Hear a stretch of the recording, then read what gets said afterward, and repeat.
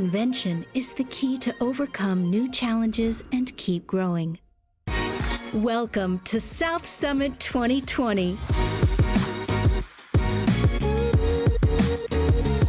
A new networking platform with a revolutionary live TV format to access and connect from any device, anytime, and anywhere. Join South Summit 2020 and multiply your business opportunities.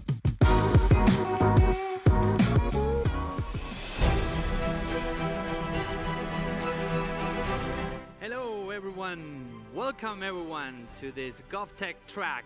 My name is Alex Barrera and it's my pleasure sharing the stage with every single one of you.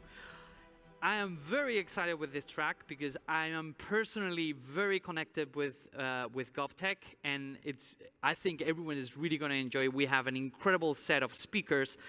And this track is actually brought to you by the Public Tech Lab, which is a center at IE University aimed at empowering public administration digital transformation, which, by the way, it is much needed. It basically fosters the connections between GovTech startups, between public institutions, and advocates for experimentation and the development of new digital solutions. And hey, we are in Spain. We know how hard that is, right? So if we can do it, everyone can do it. Now, today, we're going to see a set of experts, leading practitioners, leading voices in the GovTech space that are going to share their perspectives on what's going on in the space. However, there's a big question. What is GovTech, right? Well, GovTech is the whole of government approach to public sector modernization. Basically promotes simple, accessible, and efficient government through the use of digital tools, which is not easy at all.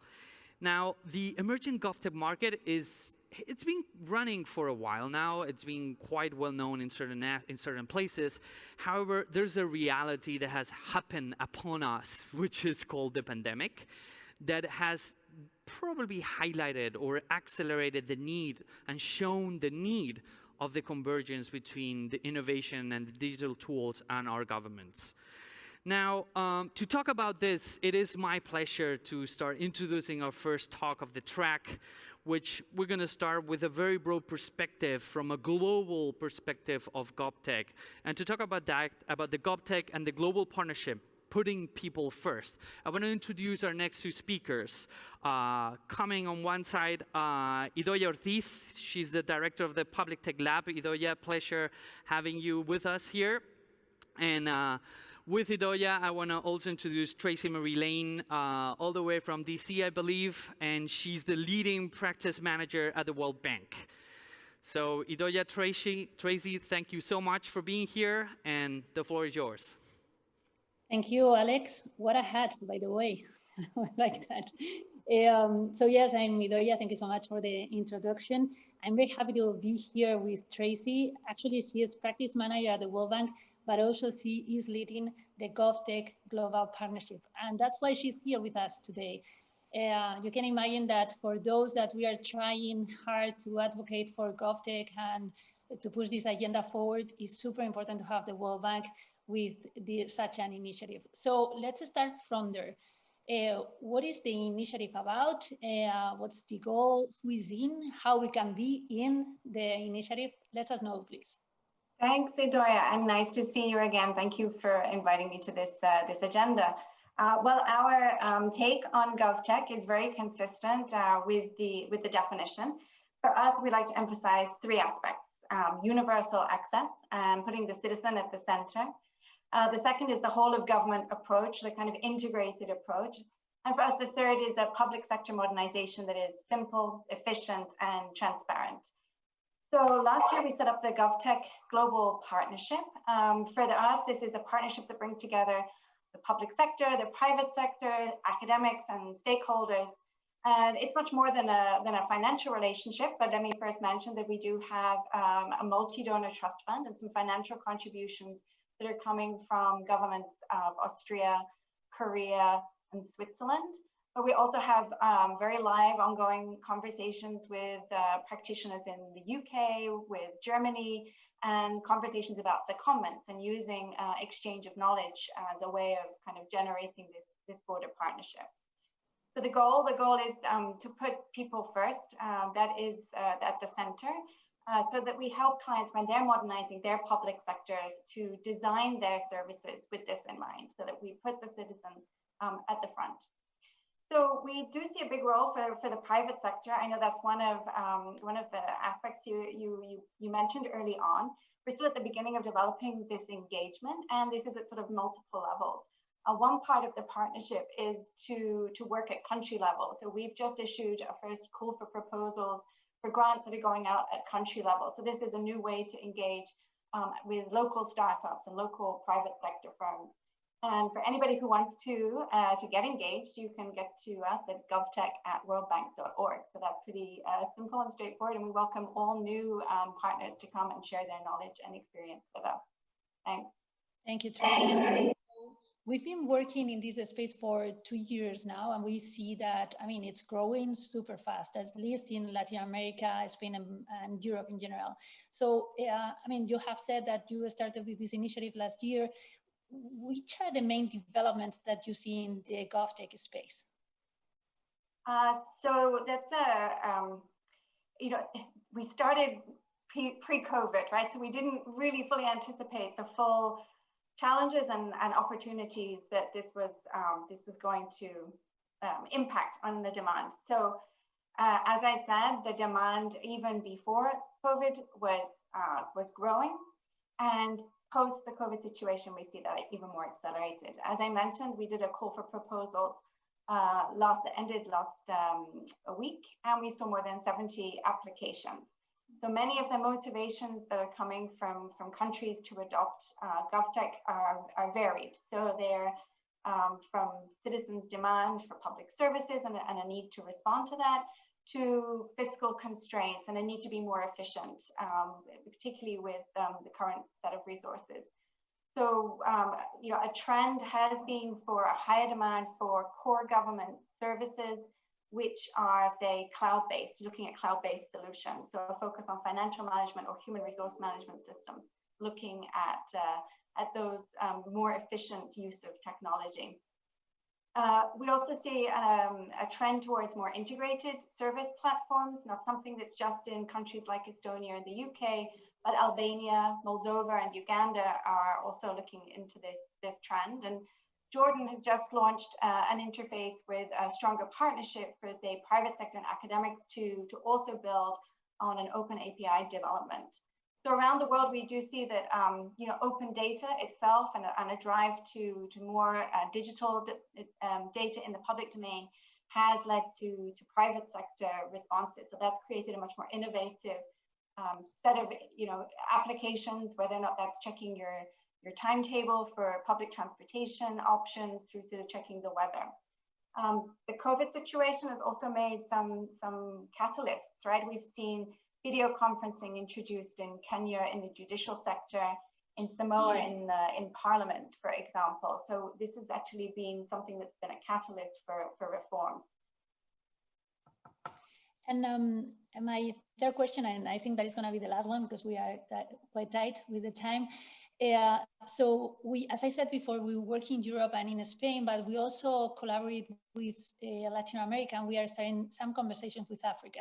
They always ask us, I mean, does Govtech work at all levels of digital maturity? Yes or no, very briefly, because I know that we have 1 minute more. Yeah, yes, so for us, yes, I think it's a huge misconception that Govtech is only in advanced or high-tech areas. And I think just on a personal note, I moved to Nairobi in 2007. So that was the year that the M-Pesa was launched, right? The mobile money platform in Nairobi. So for sure, these Govtech solutions are not coming from one direction to another, and they are across all levels of digital maturity. Thank you so much, Tracy. This has been like super fast overview on how is the global Govtech situation. Now we're going to go a little bit more in the national level with Lithuania and their example. That it's an amazing example, very new, but I am sure that we're going to learn a lot from it. Thank you so much, Tracy. Pleasure. Thanks. Thank you very much, Tracy. Thank you very much, Idoia. I must say that I do agree with what Tracy just said. A spreadsheet the spreadsheet, having people going from pen and paper to a spreadsheet, that is wonderful. That fixes so many things, honestly. So definitely we don't need super high tech to deliver very good solutions around this. And as Idoia was saying a moment ago, we're gonna step a little deeper into the solution. And the big question here is, how do you do this? How do you actually implement a program around that? And precisely to talk about that, how to set up a Govtech program, we are going to Lithuania, one of my favorite countries, to be honest, all the way to Vilnius. So please welcome Beatriz Belmonte, Head of Service Design at IE Public Tech Lab, and Arune Matelite, Govtech Lab Manager at Govtech Lab Lithuania. Thank you very much. Hello, ladies. Thank you very much, Alex. Hi, Arune, and welcome. So Arune is joining us from Vilnius, Lithuania, and we want to know a little bit more about this, the remarkable success that this Govtech Lab have experienced. We had the opportunity to chat a bit about your Govtech journey a few weeks ago, and you mentioned that it all started barely 2 years ago, and since then, you have been able not only to pilot the lab with government, but also to build a momentum in which interest and commitment to the project have surged. I would like you to tell us about the origin of this. How do you start a program like this? And why did you start it in the first place? Yeah, well, hey, thanks for having me here. And actually, it started quite simply. So me and a few of my colleagues have been working on different digital government projects at the Ministry of Economy and Innovation in Lithuania. And what we noticed while doing other things related to open data and digital economy is that we have teams in Lithuania's public sector that are embracing innovation and experimentation, but still only a few, and they're very scattered around the public sector. So they are in different public sector institutions. So we have those few shining innovation stars, but the question is, how do we translate what they do and scale it to the whole public sector? And so we kind of saw this as a recurring problem, but also, if you will, an opportunity. And at the same time, we saw that many startup ecosystem players were interested in solving social and public sector challenges, but they saw a government as a very clumsy client, not someone that they want to work with, although it has that potential. So we looked around what's happening in Europe and beyond, and Govtech Lab came as a natural solution to us. We wanted to create a process of how governments can open up to startups and innovative companies and how we can encourage them to work together. So we pitched this idea to set up such team to Vice Minister and and also Minister of Economy and Innovation in Lithuania, and they gave us a green light to just try and pilot it and see what happens. So that's kind of how we got started. So you started with a lot of trust from your government. That's very good. Yeah. And now you are launching, I think, the second series of the challenges you work from the public sector to Govtech startups, but you also suggest solutions as well, and you co-create them. And we know it is not always easy to involve institutions in this kind of processes. We know it very well, but you have not only involved these institutions, you are actually piloting the initiative with them. How do you do that? How do you pilot a Govtech Lab? Yeah, I think kind of few key steps and elements that we learned along the way really stand out. So the first one that might sound a little bit cliche, but I think that's the most important bit, is that you have to start small. So you cannot just immediately propose that you want to create a new government agency with 20, 30 people. And I don't think anyone would say yes to that without any proof of concept. And even if you're a politician or a high-level policy, a major public sector official that can make that decision, why would you create a new government agency without a proof of concept? So that's why I think we should start small with 1 or 2 people that maybe working on different projects at that time, but could give some time to trying and figure out what kind of projects we could do together. And we started the same. We started with like 3 challenges that 2 of them failed, and because we learn from that, why some challenges are interesting to startups and others are not. And if we started immediately with 10 or 15, we would not be able to do that. And the same with people. We we worked for the first 6 to 9 months, kind of as the Govtech lab didn't officially exist then. We just kind of were doing it, in as one of the activities, and it was only established officially last December. And I think from that, kind of the second point is that there will never be a perfect time for innovation or perfect funding for innovation. So you have to look what kind of matches the best your goals. And even now, most of our team's funding is actually received to organize events. But that's kind of still not what we do. We organize that Govtech Challenge series, which we see as our main activity, but from the funding perspective, it's just like our side job. So I mean, and there's never going to be a perfect funding. So just looking for those opportunities and finding, is it supporting SMEs or emerging market in your country? I think that's kind of essential. I mean, keeping those ambitions and goals in mind, but having those small steps. And if we preach experimentation to public sector institutions, we have to be able to follow the same kind of logic and philosophy ourselves. If someone just top down kind of told us, you have to set up a GovTech agency, I don't know if those institutions would trust us if we wouldn't go to the process of experimentation together with them. So I think that's kind of two key things that help us understand where the institutions are at and why they're worried about certain things, and help us to build that and scale as well. Absolutely, you need to walk the talk, right? Yeah. You were looking at other institutions, looking for inspiration, and now we want to get some inspiration from you. What do you think are the main factors that have played a key role in your success, and what, in your opinion, have you seen as being completely necessary in the build-up to systemic change, as you have done in Lithuania?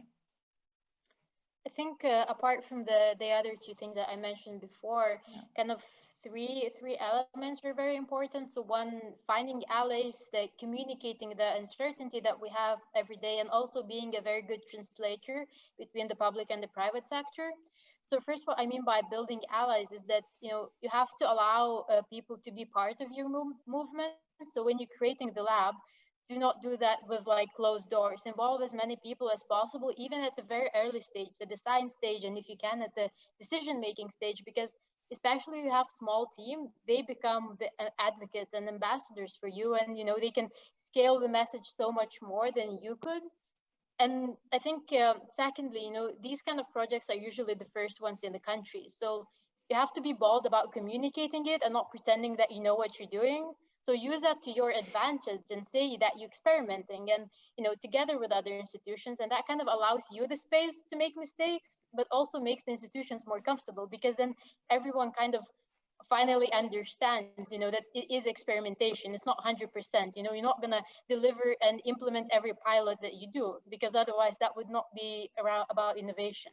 So I think that's very important. And finally, that it's kind of very like transferable thing to other areas, but just making both public sector institutions and also the startups appreciate each other. So you have to at first be a translator, but then help them be more kind of empathetic to what each other do. And that's kind of why in our accelerator, we make them go to the same like workshops together, so they can see that the public sector can understand that startup might not have money next month. They have to earn their living.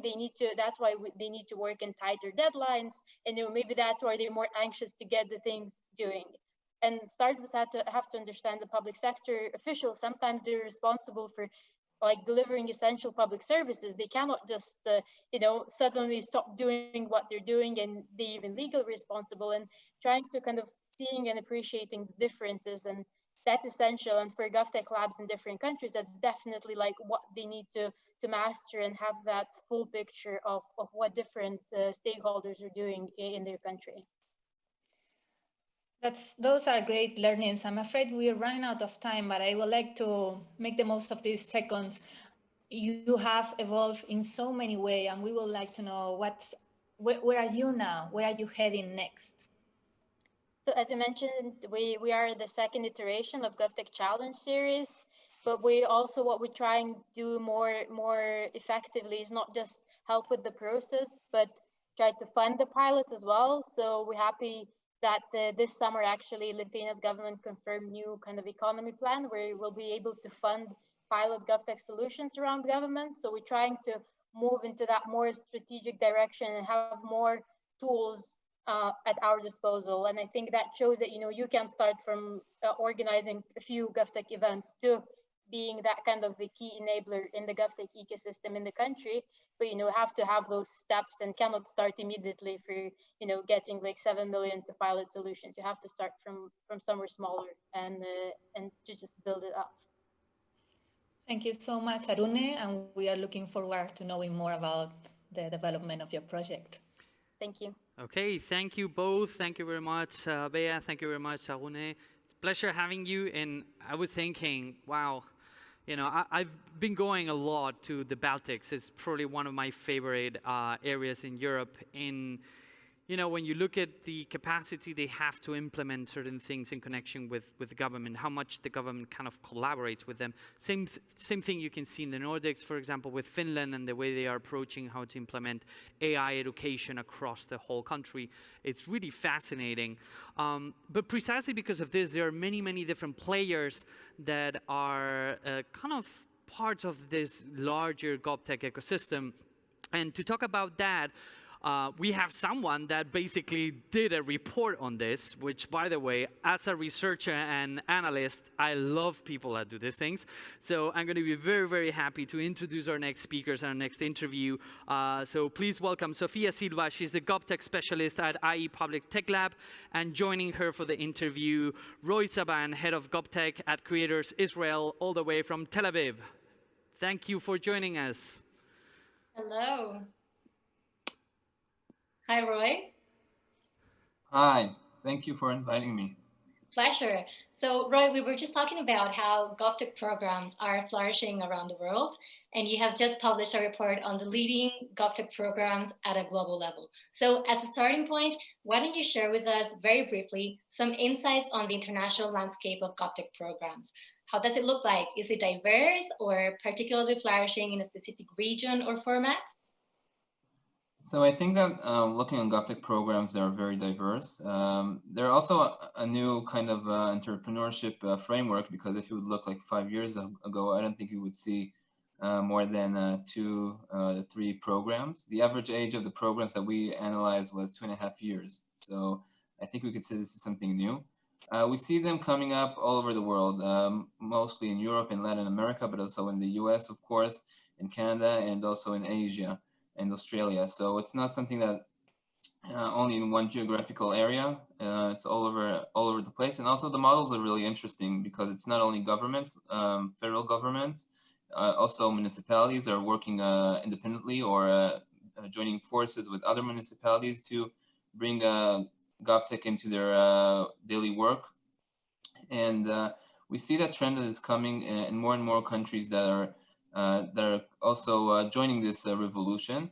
And it's not only the countries, I have to say, also universities are managing programs, also NGOs are managing programs, also the private sector sometimes manages Govtech programs, because I think that everyone sees the potential. This is the pre-COVID potential. I'm not talking the post-COVID, and I think will increase these kind of programs, and we will see more and more of them expand.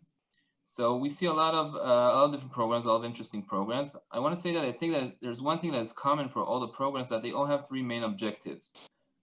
They all want to bring more education to the public sector, use these programs to educate civil servants to understand how to work with technology, how to work with startups, and how to be open-minded.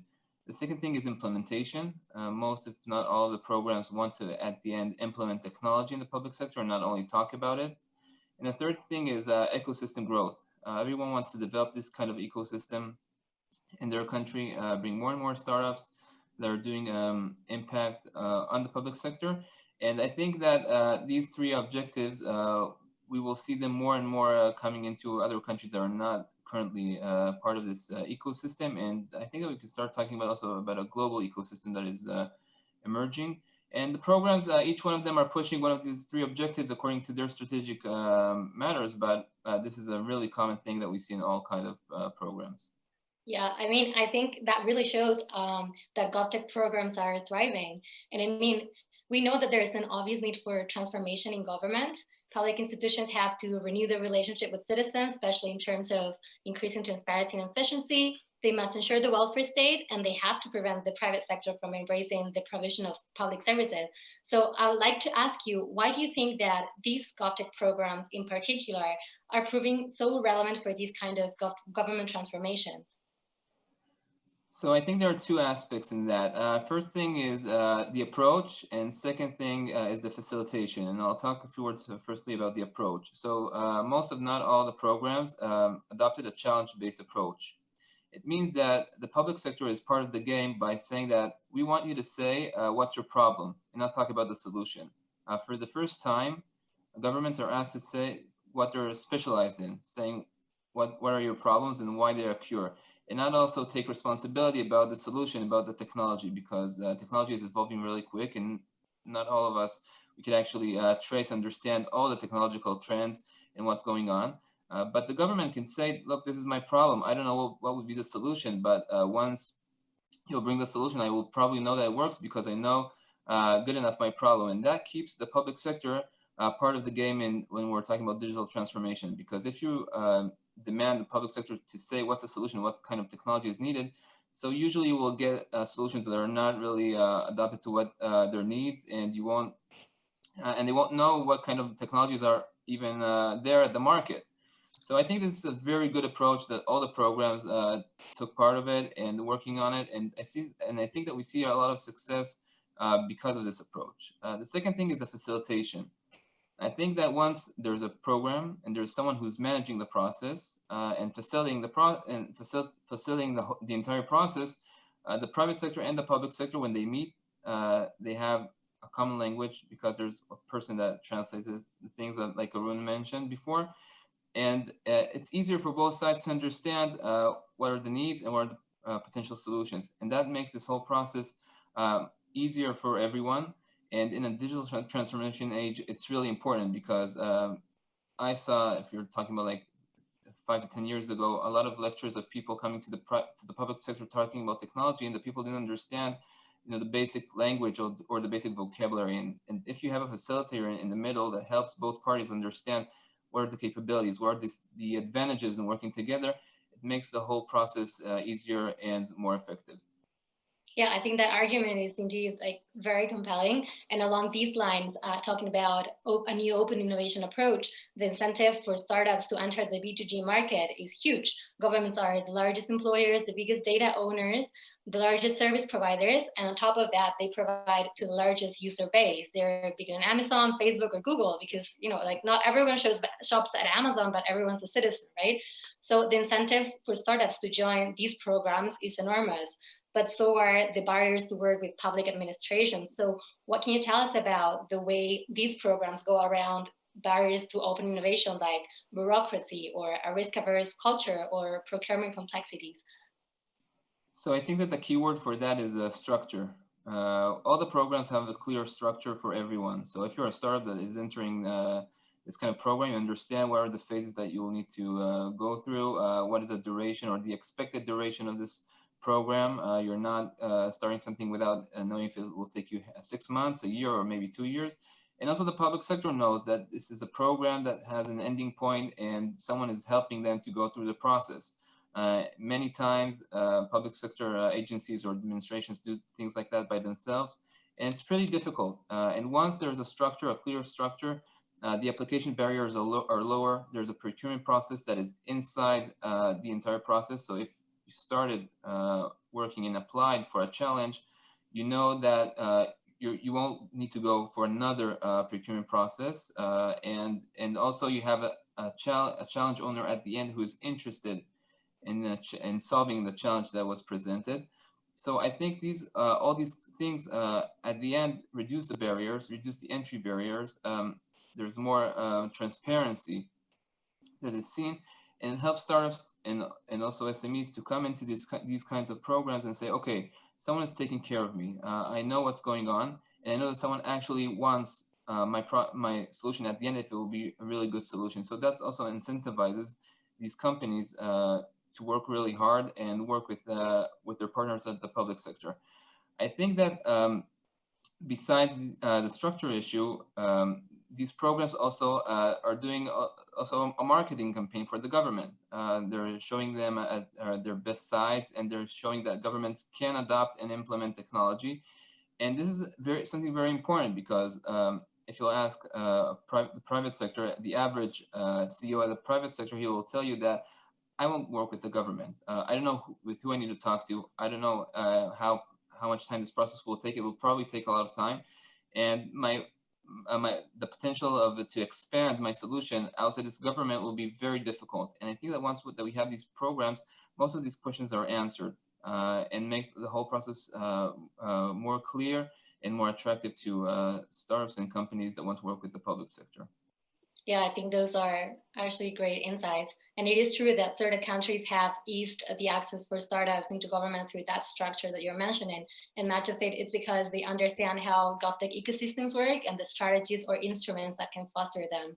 And I think that Enrique Zapata, a GovTech expert at the Latin American Development Bank, can tell us more about the future of government. So I think we can leave the floor for him to tell us more about this.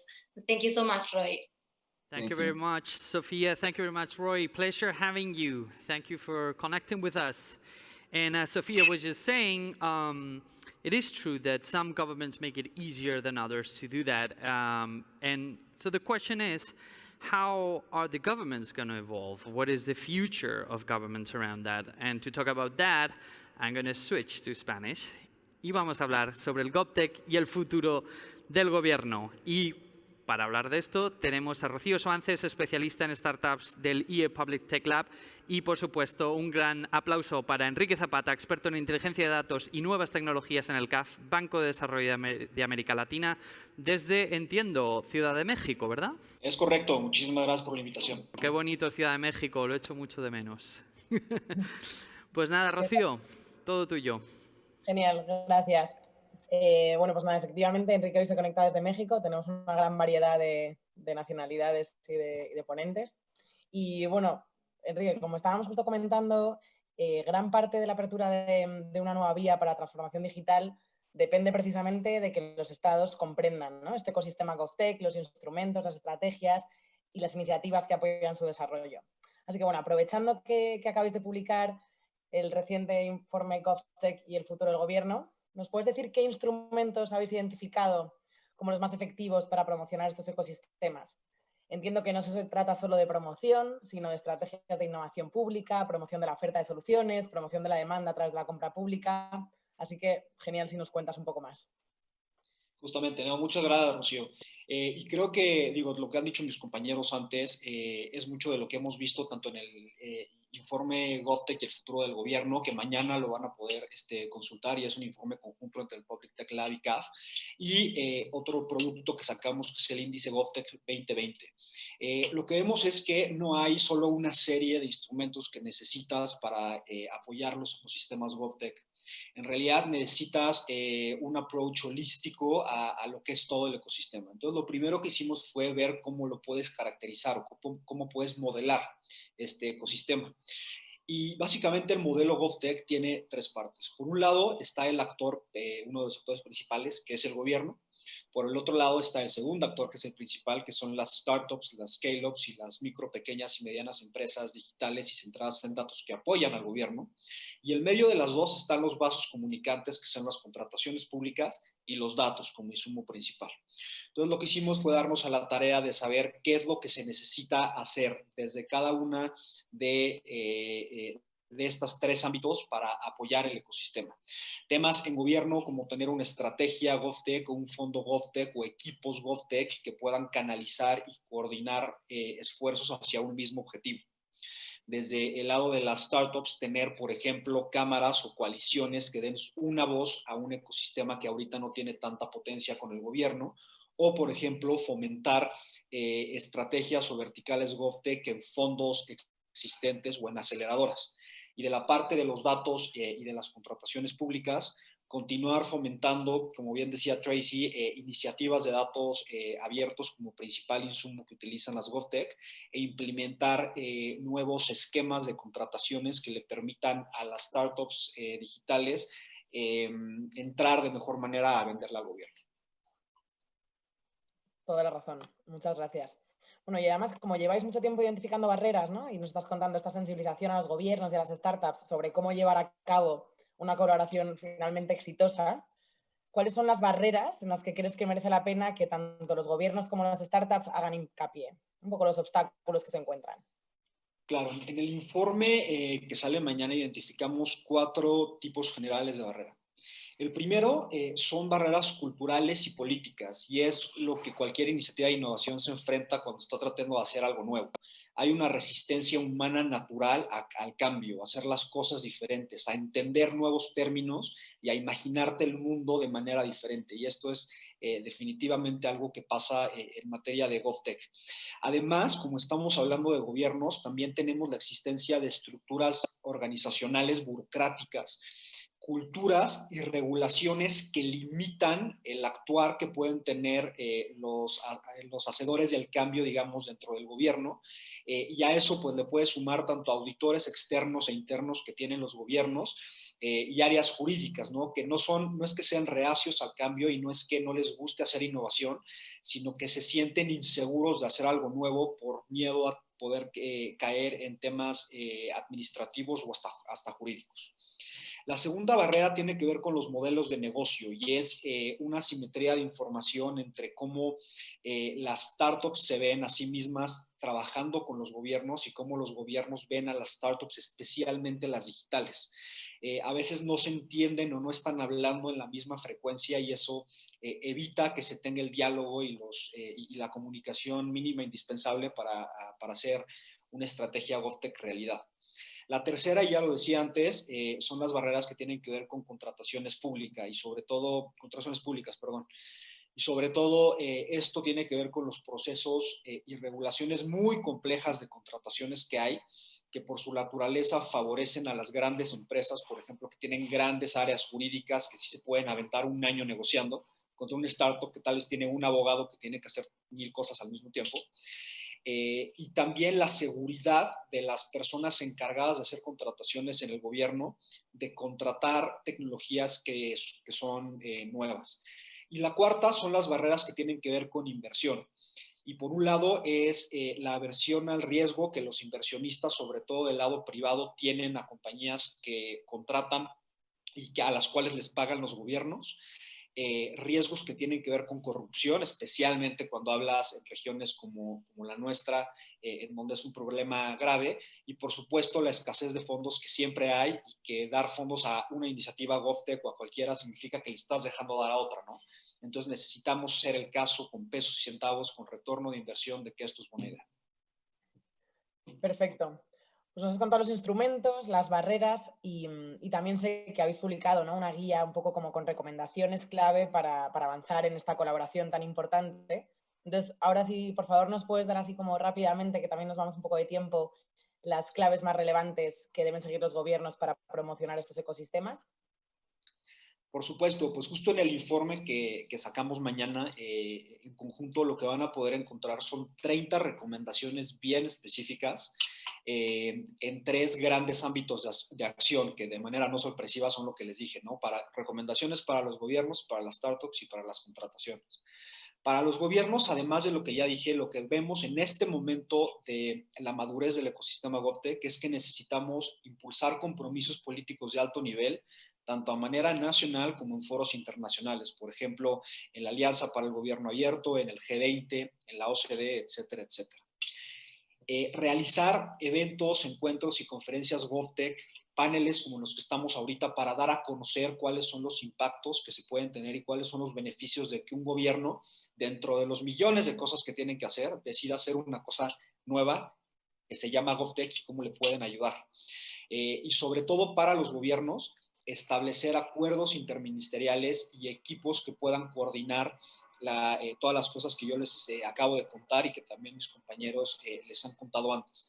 Algo bien importante es que nuestra visión de Govtech no se trata de hacer algo nuevo, se trata de coordinar diversas áreas de gobierno, la digital, la de datos, la de gobierno abierto, la de apoyo a emprendedores, y potencializar y alinear lo que están haciendo para que tenga mucho mayor impacto el esfuerzo que ya de por sí hacen.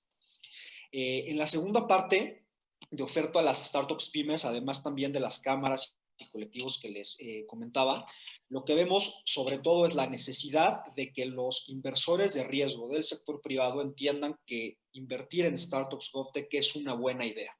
Y para eso necesitamos algo súper importante, que es medir el retorno de inversión y el impacto social que estas startups tienen al trabajar con los gobiernos.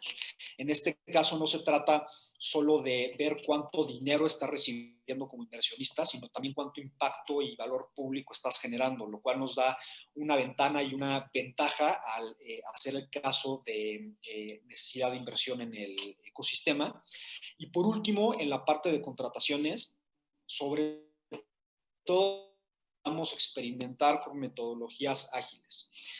Adecuar las regulaciones existentes, por ejemplo, diseñando licitaciones que tengan porcentajes mínimos para la participación de startups intensivas en tecnología, incentivar políticas de contrataciones abiertas para minimizar los riesgos de corrupción y entender bien cómo contrata el gobierno, implementar mecanismos de compra pública innovadoras, sobre todo para tecnología que no necesariamente ha sido probada o comprada dentro del gobierno, e implementar algunos esquemas que den la seguridad a los gobiernos de lo que están contratando, como los sandboxes o las playas regulatorias.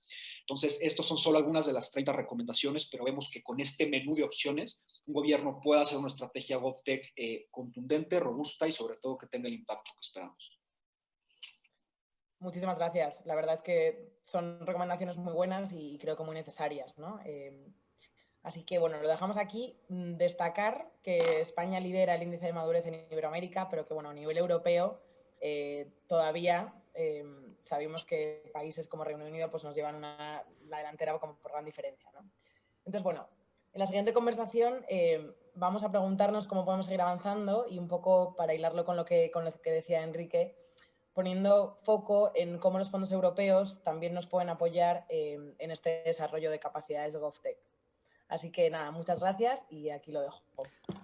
Perfecto, Rocío, muchas gracias. Enrique, un auténtico placer. Gracias por estar conectado aquí. Yo realmente espero que estas sugerencias lleguen a muchos gobiernos. Os estaba escuchando y digo, sí, check, check, check. Ciertamente esto es importante. Y de hecho, precisamente como bien decía Rocío hace un momento, Europa escucha. Europa escucha y una de las cosas que hace es invertir parte de los fondos de ayuda precisamente para este tipo de iniciativas de digitalización. Hace poco además la propia Comisión ilustraba, ¿no?, la gran brecha digital que había en Europa a todos los niveles, no solamente a nivel de gobiernos. Y bueno, tenemos el famoso Fondo de Recuperación de Europa y la Agenda de España Digital. Precisamente para hablar de esto, de cómo podemos usar los fondos europeos para apoyar el desarrollo del potencial de GovTech, tenemos a nuestros siguientes invitados. De nuevo, le damos la bienvenida a Idoia Ortiz, directora del AI Public Tech Lab, y nuestro invitado, Alejandro Tosina, Senior Manager en Silo. Alejandro, Idoia, un placer teneros. Idoia, otra vez de vuelta. Alejandro, encantado. Idoia, todo tuyo. Muchísimas gracias, Alex. La verdad es que no podíamos terminar esta sesión de hoy sin hablar de los fondos europeos de recuperación. Todos sabemos que la digitalización es una parte sustantiva, vertical, absolutamente prioritaria en la asignación de estos fondos y la digitalización del sector público es una parte sustantiva de este tema. Por eso queríamos hablar con Alejandro Tosina de Silo, experto en estos temas tan complejos, ¿no? Y mi primera pregunta creo que es la pregunta del millón, la que se pregunta, yo creo que todas las instituciones con las que trabajamos. ¿Cómo va a ser la asignación de esos 140.000 millones, 72.000 y pico millones que van a ser de ayudas directas? ¿Sabes algo más que lo que ha salido en las noticias? ¿Nos puedes dar alguna idea novedosa o alguna noticia novedosa al respecto? Pues muchas gracias, Idoia, por invitarnos a participar. Y lo cierto es que es una muy buena idea y muy buena pregunta y espero dar algunas respuestas, ¿no?, dentro de lo que ahora mismo sabemos. Ahora mismo estos fondos están pendientes de ajuste fino, es decir, tenemos ya cierta información, hay pues ya un cierto compromiso de determinadas temáticas, de determinadas áreas de actuación, pero no está todavía cerrado ni el reparto final de programas, ni de organismos gestores, ni de temática de actuación. La información que tenemos es imperfecta, cosas que se van saliendo a la prensa, informaciones que se van preguntando a determinadas personas y van al final pues se va montando un poco lo que es la foto de este programa, ¿no? Un programa que es bastante jugoso, ya que se van a recibir unos 140.000 millones de euros en España, ¿no? Contando con unos 72.700 millones que irán vía transferencia y 67.300 en préstamos. ¿De acuerdo? O sea, son cantidades importantes, ¿no? Además, estas cantidades se tienen que invertir entre 2021 y 2023. Esto ya es un cambio respecto a la tradicional programación europea que va cada 7 años, ¿no? Entonces, eso también marca un poco un cierto interés en que sea una ejecución lo más rápida posible, ¿no? Para solucionar los problemas de la crisis, ¿no? que está llegando, ¿no? No obstante, evidentemente, la financiación europea tiene que pasar por una serie de filtros, una serie de trámites, y no esperamos que lleguen los dineros a los Estados miembros hasta pues, final de julio del año que viene, más o menos, ¿no? Tiene que pasar por comisión, por consejo, ¿no? Otra cosa que hay que decir es que aunque hay que invertir los fondos entre 2021 y 2023, tenemos el N+3 también, es decir, habrá 3 años más para poder ejecutar, es decir, habrá que adjudicar en esos 3 años y comprometer esos fondos, pero luego hay un margen más para poder ejecutarlos, ¿no? Entonces, pues bueno, pues sigue un poco la lógica de los fondos estructurales. Todavía no hay reglamento escrito para gestionar estos fondos, pero indudablemente va a ser muy parecido a los fondos estructurales que estamos acostumbrados a manejar. El FEDER, el Fondo Social Europeo, el FEADER, todos estos, ¿no? Al final, este dinero tiene que llegar para subvencionar grandes proyectos, ¿de acuerdo? Van a ser préstamos, subvenciones para proyectos que supongan pues, realmente aumentar la resiliencia y la recuperación de los Estados miembros. ¿Vale? Van a ser grandes inversiones públicas, ¿no? Y reformas. Entonces, son proyectos que hay que presentar a Bruselas y tendrán que ser aprobados por la Comisión, indudablemente, ¿no? Y en ello están ahora mismo las administraciones públicas trabajando. Y al final, después de todo esto, ¿qué se va a financiar? Pues se va a financiar muchas cosas. Es decir, al final pues, hay un montón de iniciativas que se quieren potenciar y hay una serie de objetivos fundamentales que van a marcar lo que es la ejecución de estos proyectos. Primero es la promoción de la cohesión económica, social, territorial de los Estados miembros, como pasa con los fondos estructurales. También, por supuesto, lo que es la mitigación de los problemas que están viniendo por la crisis, es decir, el impacto social, económico que estamos teniendo en forma de empleo, en forma de falta de crecimiento, ¿no? Y luego también fortalecer la resiliencia económica y social frente a crisis, ¿no? Frente a esta situación. Y por último, pues también apoyar transiciones ecológicas y digitales, que son un poco las grandes áreas temáticas un poco en las que se podrían englobar los distintos proyectos, ¿no? Al final también hay que basarse en lo que se está apuntando en el semestre europeo, ¿no? Pues hay una serie de prioridades que se están apuntando y que habrá que seguir también, pero vamos, son también muy generales. Son la digitalización, la transición ecológica, pues la mejora de la coordinación de la administración pública y su modernización, el apoyo al empleo, a las pymes, son al final grandes líneas que no van a salir de ahí. Al final las iniciativas van a ir por esas líneas, ¿no? Para organizar un poco todo esto, tantas temáticas y tantos intereses, ¿no? Pues la Comisión Europea ha lanzado una guía que ha repartido los Estados miembros en el que, bueno, no obliga a seguir determinadas directrices, pero sí las recomienda encarecidamente, ¿no? Y al final hay como 7 grandes líneas temáticas que van a ser las que marquen un poco las actuaciones, ¿no? Entonces, de cara a posicionarnos para esas futuras actuaciones, pues habrá que ver que se va a trabajar en la modernización de la administración pública, en la conectividad del 5G, educación y formación de los empleados, la economía del dato, el transporte sostenible, la eficiencia energética y también lo que es las energías renovables, ¿no? Son un poco las 7 grandes áreas temáticas en las que la Comisión recomienda a los Estados que dediquen los recursos que van a recibir. Y al final, ¿cómo se va a gestionar esto? Pues va a ser muy parecido seguramente, sin mucha duda, a lo que es la gestión de los fondos estructurales. Habrá pues una cogestión entre gobierno y comunidades autónomas. Ya tendremos a los distintos organismos gestores tradicionales de fondos posicionando proyectos, posicionando programas, iniciativas, retos y voluntades para gestionar y ejecutar esos fondos, ¿no? Y poder generar el impacto que cada uno en su área quiere tener, ¿no? Y por último, bueno, pues a corto plazo van a ser en las próximas semanas, el 15 de octubre es una fecha bastante clave porque se enviarán los primeros borradores a Bruselas, ¿no? Eso no quiere decir que acabe el mundo el 15 de octubre, es decir, se seguirán trabajando y se seguirán puliendo hasta que al final acaben llegando los fondos a segunda mitad del año que viene seguramente, ¿no? Pero cuando tengamos ya esos borradores, entonces ya podremos concretar mucho más de lo que he ido un poco desgranando de la información imperfecta y heterogénea que hemos ido recopilando en estas últimas semanas, ¿no? Muchas gracias, Alejandro. Hombre, a mí me preocupa un par de cosas que has dicho, ¿no? Si estamos diciendo que vamos a tener una estructura de gobernanza parecida a lo que hemos tenido antes, bueno, si nos quedamos con lo que hemos hecho antes, estamos un poco mal, ¿no? España en los últimos, bueno, en lo que fue el 2014-2020, en las ayudas que eran 50 y pico mil millones, o sea, no llegan a esos 70.000. O sea, a nivel de asignaciones está al 80%, el 20 de junio estaba al 80%. A nivel de gasto, de ejecutado, estábamos a un 35%. O sea, eso quiere decir que la maquinaria española no está funcionando para toda la gestión de este tipo de fondos, ¿no? Entonces, sabemos que esta vez es verdad que van a ser ayudas 100%, por lo tanto, esa parte de que parte del dinero se tenía que poner 50 o 20% que tenían que poner las comunidades autónomas no va a estar, pero ¿qué otras dos barreras, y brevemente porque ya no nos queda mucho tiempo, crees que se dieron en el anterior periodo y que no se pueden repetir otra vez en este proceso de asignación y de ejecución de estos fondos de recuperación? Vale. A ver, no debemos despreciar el efecto de la última hora. Es decir, al final todavía no ha acabado el plazo de adjudicación, el final de este año, y como todos sabemos, al final será la avalancha, ¿no?, de proyectos y de actuaciones, ¿no? A ver, indudablemente no lo hemos hecho bien, es decir, los números están ahí, no somos de los últimos en ejecución presupuestaria en fondos estructurales en este periodo de programación, pero, a ver, yo no diría que ha habido como ningún gran problema o así en capital letters, ¿no? Es decir, hay muchas cosas que han ido sumando y que hacen que la ejecución no sea la deseable a estas alturas. Podríamos hablar del retraso que se produjo al principio del periodo de programación en adjudicar los fondos, de establecer los baremos intermedios, es decir, por una serie de circunstancias quizá políticas o quizá administrativas, al final ha habido un pequeño retraso o gran retraso en este periodo de programación en poner en marcha toda la maquinaria, ¿no? Luego también se habla de la burocracia, es decir, siempre se nos echa en cara a los españoles que somos muy burocráticos.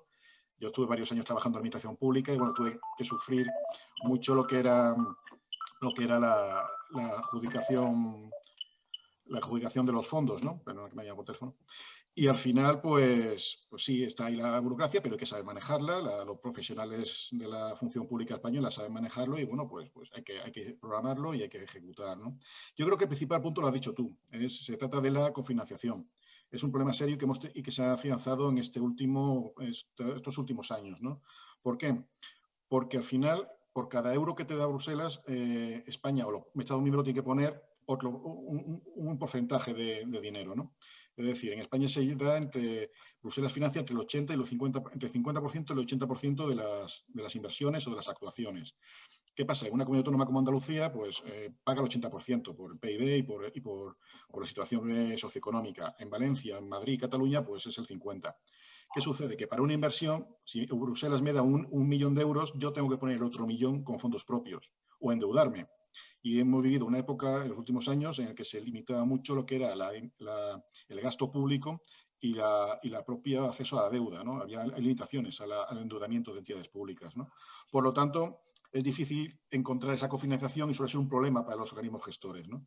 Entonces, yo creo que algunas decisiones que se están tomando últimamente por parte de la Comisión Europea, por ejemplo, en los fondos de respuesta al coronavirus, ¿no?, que se pudo ampliar al 100% la financiación con fondos europeos, o la flexibilidad de la reprogramación, va a permitir que esto se pueda solucionar en el futuro si se mantiene esa política o esas medidas, ¿no? Si no se mantiene, evidentemente volveremos al principio, es decir, a tener que buscar euros de debajo de las piedras para intentar cofinanciar el dinero que nos venga de Bruselas, ¿no? Un poco yo creo que esos son los tres grandes problemas o barreras, fundamentalmente este último, el de la cofinanciación. Muchísimas gracias, Alejandro. Creo, como he dicho al principio, no podíamos dejar de hablar de este tema. Ojalá seamos capaces de aprovechar la oportunidad que nos está dando o nos estamos dando desde Europa. Y aquí lo dejo. Muchísimas gracias, Alejandro, y todo tuyo, Alex. Muchas gracias, Idoia. Alejandro, un placer. Muchas gracias por compartir eso. Yo estaba pensando, y por daros una perspectiva distinta, ¿no? Parte de esos fondos que se van a dar de recuperación han salido de los programas de Horizon Europe que van destinados a startups. Entonces, ahora vamos a ver la gracia de cómo se mueve la bolita y por dónde cae, ¿no? Porque al final también afecta al otro lado, ¿no?, del Govtech, ¿no?, que son las empresas tecnológicas. Okay, so we're nearly there. I want to actually welcome the whole team at the IE Public Tech Lab because you've done an extraordinary job at putting this whole track together and going from this global perspective, then narrowing it down to the development, the support, then the actual regional and national level. So basically, I would love to hear your input, a little bit of the highlights of the interviews that you've been involved with. And I already have Idoia with me. So Idoia, what is your take from the interviews we've seen so far? Yes, from my interview with Tracy, I would say that Govtech works for all and at all levels of maturity. So it's worth it to try. Nice. I believe we have Beatriz around here. Bea? There we go. Yeah, so Arune has said a lot of things, but I would like to highlight the part of the empathy, building appreciation between governments and startups, because the rest of the things, normally we mention them, but we always forget this basic part of people. That's actually quite important. We keep getting into the forest without looking at the actual people. Sophia, what's your take? Yeah, I'd sum up the conversation with Rose saying that there are great GovTech programs flourishing. The incentive for startups to contribute with solutions to the government market is huge, but ultimately governments are the ones responsible for upholding these kind of ecosystems, offering a structure for them, and for seeking strategies for their digital transformation. Yeah, you should send that letter to someone. Rocío, ¿cuál es tu perspectiva?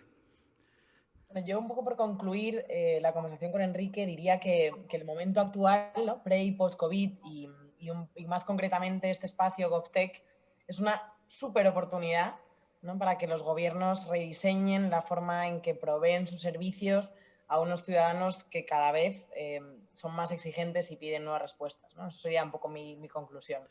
Yo estoy expectante a ver un poco cómo decís, es una grandísima oportunidad lo que tenemos ahora, o sea que, a ver, Juan Pablo, ¿cuál es tu perspectiva? Y a mí también me gustaría remarcar la enorme oportunidad en la que se encuentra España para poder mejorar corregir los errores del pasado, mejorando los procesos de financiación con Bruselas y aprovechando para fomentar e incentivar un país con instituciones públicas más digitales e inteligentes para el futuro. Phenomenal. Well, team, you did an extraordinary job. Thank you so much for your effort. Thank you so much for putting this together. It was a pleasure having you. And I also want to thank our speakers, so both Tracy, Arune, Roy, Enrique, and Alejandro, for their time, for sharing their insights around the GovTech space, which, as we were just saying, it's definitely a huge opportunity. And I know as a Spaniard, as someone living the technology space also, I really, really hope we progress fast here because it's much needed. And without this, I would like to remind everyone that this event was developed within the context of the Govtech Lab Madrid, and it's a project that's co-founded between the Madrid region, the Comunidad de Madrid, and the European Regional Development Fund. And with this, it was my absolute pleasure being here with you and sharing this incredible topic that I'm very, very passionate about also, and I believe the whole team is also extremely passionate. So thank you all, and see you next time. Enjoy. Thanks. Bye-bye.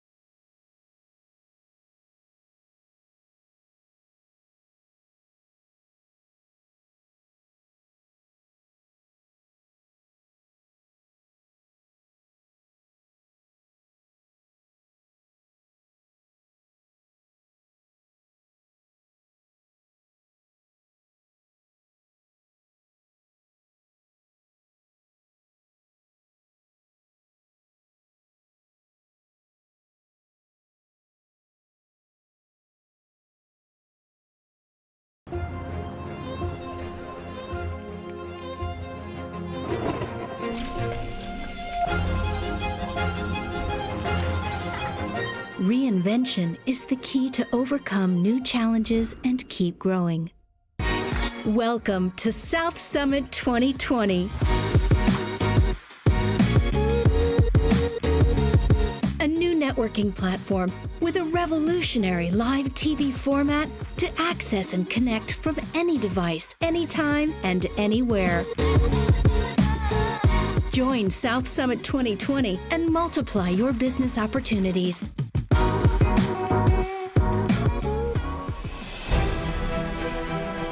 Welcome everyone to this year's South Summit edition. We're now going to start with our track on legal tech.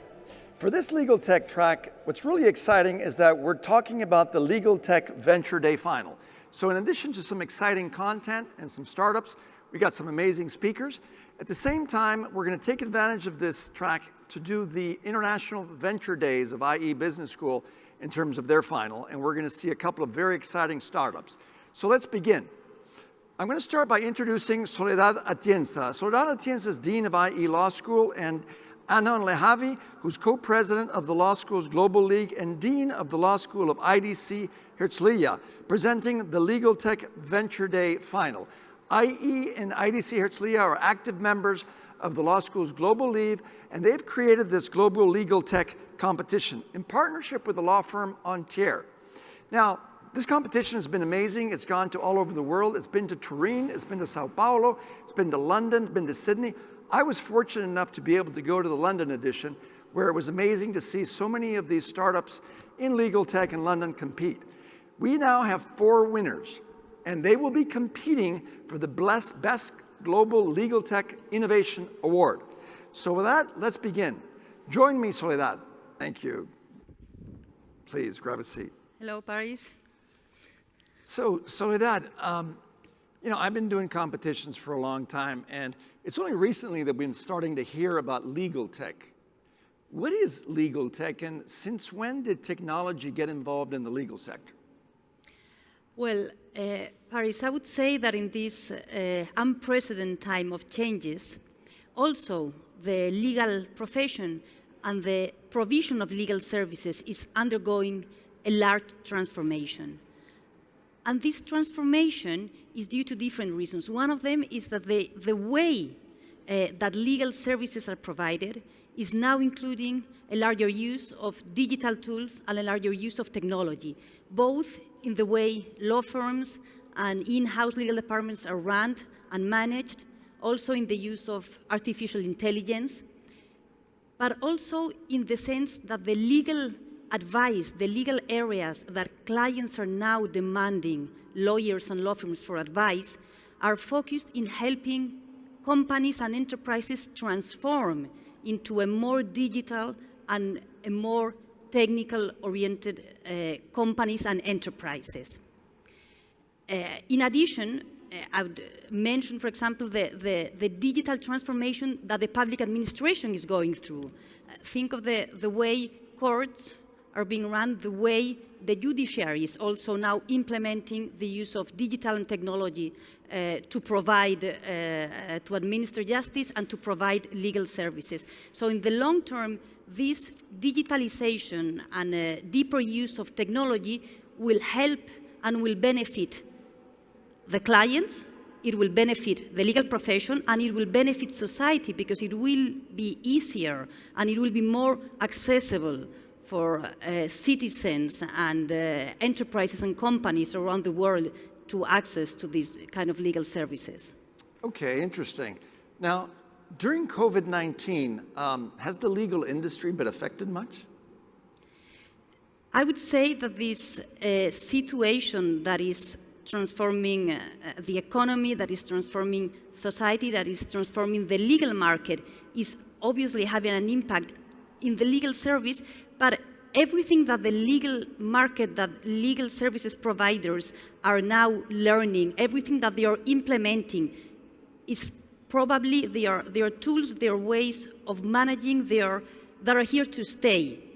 This situation has only made legal tech and the use of technology for the provision of legal services go faster and deeper and has only pushed a transformation that was already going on. And finally, Soledad, I mean, we're here at a competition. Why a competition? How did you guys come up with this idea? I mean, I think it's great, but I don't think too many law schools are doing like competitions on, legal startups. Why? Well, Paris, this competition was launched 2 years ago by a group of very innovative and internationally focused law schools that founded the Law Schools Global League, where over 20 law schools around the world gathered to push a more global legal education practice. And the Law Schools Global League came up with this idea of a competition in order to attract talent around legal tech. So this year we've had 4 regional competitions to invite the most talented and the best startups in legal tech, one of them in Italy, in University of Turin, one of them in Australia, in the University of New South Wales, in King's College London, and in Brazil, in FGV, Fundación Getúlio Vargas. And I see also the president of the Law Schools Global League, Amnon Lehavi, has joined us today and will also be participating in this event. Okay, thank you, Soledad. Welcome, Amnon Lehavi. Yes, I see you're president of this amazing league that's brought together all these law schools. So I think we're about to begin. Thank you. So we're now going to get into the competition. And as you know, you guys probably know by heart what the competition rules are here, but we have certain criteria. One of them is innovation, scalability, team, viability, and investability. We're going to give out 2 awards today. One for the Global Legal Tech Innovation 2020, and then like I mentioned earlier, we're doing the IE Venture Days 2020 Awards. So let's begin. First, I want to tell you about the prizes that we're going to be offering today. Both winners will have a unique 1-week entrepreneurial experience by IE University. This is like a 1-week program with investors, professors, and the like. Also, the winners of the Legal Tech Startup will also win a scholarship in the Masters in Legal Tech, which includes a week in Silicon Valley and at the Codex Stanford Law and a week in Israel, which is really, really exciting. So now that we know the rules, now that we know the prizes, let's begin. We're going to have 4 legal tech and 2 from Venture Days. So now let me talk to you about our amazing jury. In our jury, we have Alejandro Turino, who's director of the Masters in Legal Tech at IE Law School, managing partner at ESIJA. We also have Joaquin Munoz, head of digital law at Ontier, which is one of the partners of the 2 schools in terms of this competition. We also have Amnon Lehavi, that we just heard of earlier. He's co-president of the Law Schools Global League. We have Rodolfo Carpentier, which I don't think needs much introduction here in Spain, one of our top angel investors and serial entrepreneurs. We also have Luis Patiño, investment associate at Draper B1 Venture Capital. We have Pedro Fernandez, partner at Perez Lorca. So here we are. Oh, and finally we have Gonzalo Tradacete from Faraday. He's managing director at Faraday. All right, let's get the show on the road. Our first startup is called Resolve Disputes Online. The pitcher is Joe Al-Kayat, co-founder. It is based in Sydney, Australia. The startup does dispute resolution software as a service, empowering ADR experts, courts, tribunals with innovative technology that improve access to justices around the world. Ladies and gentlemen, join me in welcoming Resolve Disputes Online. On behalf of RDO, a delight to be here today for this presentation. The mission of RDO, as was mentioned in the introduction, is to make justice effortless and accessible. And the reason for that is pretty simple. There is a huge issue that still exists in relation to access to justice. We've got the 4 billion people that live outside the shelter of the law. The time and the cost to resolve a dispute is very significant in time as well as impact. The big 5 jurisdictions have a low satisfaction rate of the court process, and there's a high impact on mental health, jobs and relationships there, 44%. On a more operational level, there is a significant impact when we look at the process between an end user, say a business in Spain or Australia or the UK, and the court and the mediator. There's a quagmire of complexity. And the idea behind RDO is to simplify that. It's to provide our technology to those courts and mediators to empower them. We're essentially the Salesforce of dispute resolution. We customize and scale our tool for different disputes, jurisdictions, and caseloads. And when we look at our leadership team, we're a team of ex-lawyers, UN justice leaders, legal technologists and the likes of Thomson Reuters and LexisNexis, and more recently, a UK government court advisor has joined the RDO team. So we're a wonderful mix of lawyers and legal tech entrepreneurs and technologists. The global trends at the moment are that from Australia to the UK to Africa to the Middle East, there is digitalization of the court process, which has only been compounded, of course, by the COVID-19 pandemic. So to summarize what RDO is, we license our tech stack to mediators and courts, and that offers an end-to-end case management, audit trail, evidence sharing, end-to-end encrypted communications, settlement and judgment technology, as well as the ability to measure KPIs of your court or your mediation service. So how does it work? Well, imagine this is an RDO scenario with a customer who is onboarding the various parties and the mediator into a case. Once the mediator onboards the parties into the case, the mediator can narrow the issues, explore the drivers that are moving this dispute by sending questionnaires and other information requests.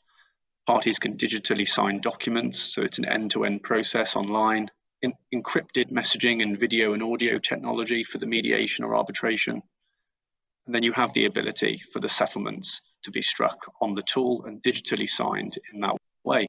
Some other examples: in an employment dispute here in Asia, we can see that there's an unpaid wages claim which is being negotiated on the tool.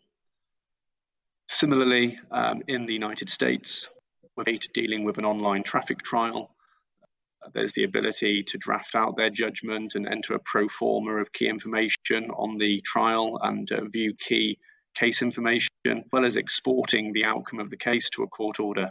There's AI mediator technology that RDO has built. So Molly is our resident AI mediator. She has the ability to take offers from parties. She can use her intelligence to be able to assess whether there's good prospects or not. If there's good prospects, she can disclose the offer to both of the disputing parties in this landlord and tenant case, and then she can upload a draft settlement that she's drafted, the parties can look at and the parties can digitally sign. So it's an end-to-end process. In terms of the back end, a court or a mediator can see how many users, how many cases, how many lawyers are on their tool. They can see the case categories or the resolution splits on their service. And they can also see how many minutes people are spending registering cases, or indeed how long a case takes to resolve from registration to solution. Our tool is configurable. Negotiation, mediation, arbitration can be turned on or off, which has helped our scalability. You can add case categories. You can add different terms and conditions or different content on your platform. And you can even add new feedback questionnaires. What's really cool about RDO is the fact that we've been able to make traction pretty quickly. With this huge market that we have, it's a 3 billion size market. We are on course for 500K of revenue for this year. And if we look at our competition, they're big government court solutions. They're not able to innovate as quickly as we are. We're a specialist in what we do, and our feature-to-feature comparison tends to score higher than our competitors. We won the Thomson Reuters Prize for Access to Justice last year, and more recently we were successful as well in the Legal Access Challenge and received funding from the UK government. And only last week we were awarded the UK government's SME dispute resolution platform service, winning from 17 global bids. Now, moving on from what RDO has as its secret sauce, it is international client base. It was a first mover. It's our configurability, and that's our thought leadership. We were keynoters at the American Bar Conference last year. Now, RDO has received recognition from the UN, the Singapore government, the UK government.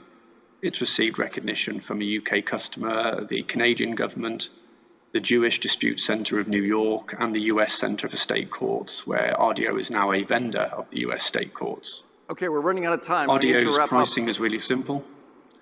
Well, RDO's pricing is really simple. You've got a setup fee, you've got a case credit fee for it's a usage fee. And coming to the end, our partners, Thomson Reuters, Microsoft, Australian National Blockchain, and various Asian and UK government bodies. And finally, our journey to date has been from MVP in 2018 to the current day. We've had coverage from the United Nations, we've got customers in 7 different countries, and our funding round is just started, where we'll be looking to scale sales and marketing and also build out facets of our AI-mediated technology. Thank you for listening. Okay, well, we heard it, RDO. RDO were the winners of the Legal Tech Venture Day in Australia with the University of New South Wales and Allen's Hub. All right, jury. We got a jury here that's face-to-face, and we also have virtual jury. Do we have any questions for RDO? Pedro. Thank you. Well, first of all, congratulations. I would love that your solution is implemented here in Spain, but you know, typically the process rules are compulsory rules. I mean, you have to follow them, and if you want to change them, you need to change the law. So, and in each country, it's completely different, sorry. For example, it doesn't have any relationship, the type of procedure that you can see in Delaware. I don't know how it's in Australia or in Madrid, no? How easy is for you to implement your solution to these different, completely different procedures, thinking more in terms of the courts, and how keen are they going to be, you know, thinking in dinosaurs like the Spanish administration, that, you know, everything is still in paper, you know, to jump into this? Thank you. Yeah, I'll take the last question first. Thank you so much for the questions. In terms of change management, it's always difficult when you're trying to get governments to see what might be a better way of doing things. But with COVID-19, obviously that has been very much accelerated. So we've noticed a huge uptake in interest in the technology, in the need to do virtual hearings, but also because of the backlogs of cases. Given the pains that governments are suffering now with case backlogs, they're looking for alternative dispute resolution tools which can do things online like ours, which enables those backlogs to be addressed. So I think need and adoption is becoming an awful lot easier because of those two issues. Addressing the questions in relation to different rules and procedures that may exist in different jurisdictions. Now, mediation and negotiation typically are jurisdiction agnostic, as you'll know. They tend to follow a consistent workflow, and that workflow is something that we already have within the RDO technology, but is also configurable if there do need to be nuances in timings or procedure for a mediation process. So, for example, in some jurisdictions, such as Italy, a digital signature would need to be undertaken on a certain platform. So RDO can export a settlement to that platform to allow that settlement to be undertaken. But generally speaking, those process flows for negotiation and mediation and jurisdiction are agnostic. Arbitration, slightly more tricky because of the prescribed rules that tend to exist in that process. But we have a workflow builder now, which you saw some very quick examples of, where we can build timings of when witness statements need to be sent in, when evidence needs to be sent in, and those become clearly notified and communicated on the platform. So hopefully that addresses some of the questions that you asked. Okay, thank you, Joe. Moving right along, let's go to our next startup. Our next startup is called Sliding Life, and it's represented by Massimiliano Arena, CEO of Sliding Life. They are from Turin, Italy, and they were the winners in the Venture Day celebrated with the University of Turin and Legal Hackers. So what does Sliding Life do? Sliding Life provides a national list of professionals useful for people involved in a divorce. Is that why it's called Sliding Life? We'll soon find out. So ladies and gentlemen, join me in welcoming Sliding Life. Massimiliano, can you hear me? I hear you. Hi, everybody. Okay, the floor is yours. Thank you so much, Paris, and big pleasure to be here. So we can go with our pitch and our slide. Okay, I'm a lawyer. I'm a divorce lawyer, and I'm a CEO and founder of Sliding Life. This is an innovative startup with a social mission. In Apple's last commercial, there is a person going through a divorce repeating twice, "I've been looking for a lawyer on 8 different websites." It is common knowledge that the most important things are said for. This indisputably marks a trend on market on the objectives that Sliding Life is following. Here we are in the future, and for us, for Sliding Life, it is the present. In Europe, in this very precise moment, there are 1.5 million couples that are splitting up and looking for services from among 2 million professionals, lawyers, psychologists, accountants, and coaches. The potential market for offered or requested services is about $10.4 billion. But for us, those who are going through a divorce are not only a market potential. Our mission goes well beyond. We address them in such a way that they are never going to face a family crisis alone, especially when such turmoil tends to hit the children, who can then turn easily into problematic adults. Which are the problems that separate people meet? Confusion, with the need of clear information and professional support. Timing, between administrative and practical factors, a cause of separation lasts too long for a person's life. And cause, a divorce is something only for the wealthy. It can cost up to about 5,000 euros each.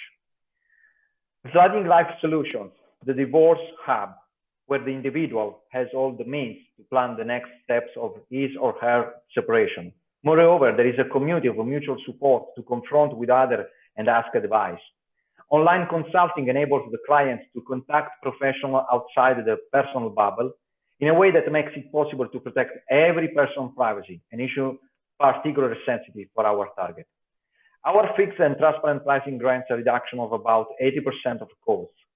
Furthermore, we propose parenting, a family manager to arrange expensive visiting schedules and the publishing of photos of minors on social networks. An online divorce where all the practice and completion of the forms are carried out entirely on the web. The maintenance allowance to predict on time what must be given to or received by the ex-partner in case of divorce. This is what makes us different from the competitors, who usually have only one slice of the services that Sliding Life can offer in a unique hub. Our business model is divided between B2C and B2B, with a monthly or yearly subscription model for B2B customers and a freemium method with app purchases for B2B ones. We have developed our other revenue channels with strategic partnership in Europe, such as Casavo, a booming real estate startup, C3, a platform to find babysitters, and Super Papa, a community with more than 300,000 active fathers. Speaking about our acquisition and our roadmap, our milestone is up to 300,000 clients in Europe by June 2023.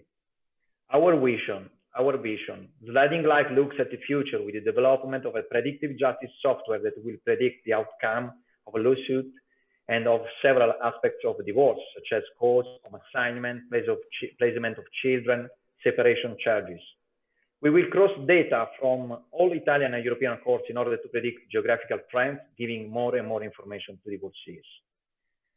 We are going to transform the divorce into a smart contract registered in a blockchain and paid by Bitcoin. Digital Magics has recently joined our governance. It is the largest business incubator in Italy with 66 companies in its portfolio, and it is leading us up to the next 600K round in 2021. And this is how, in this slide, the funding will be invested.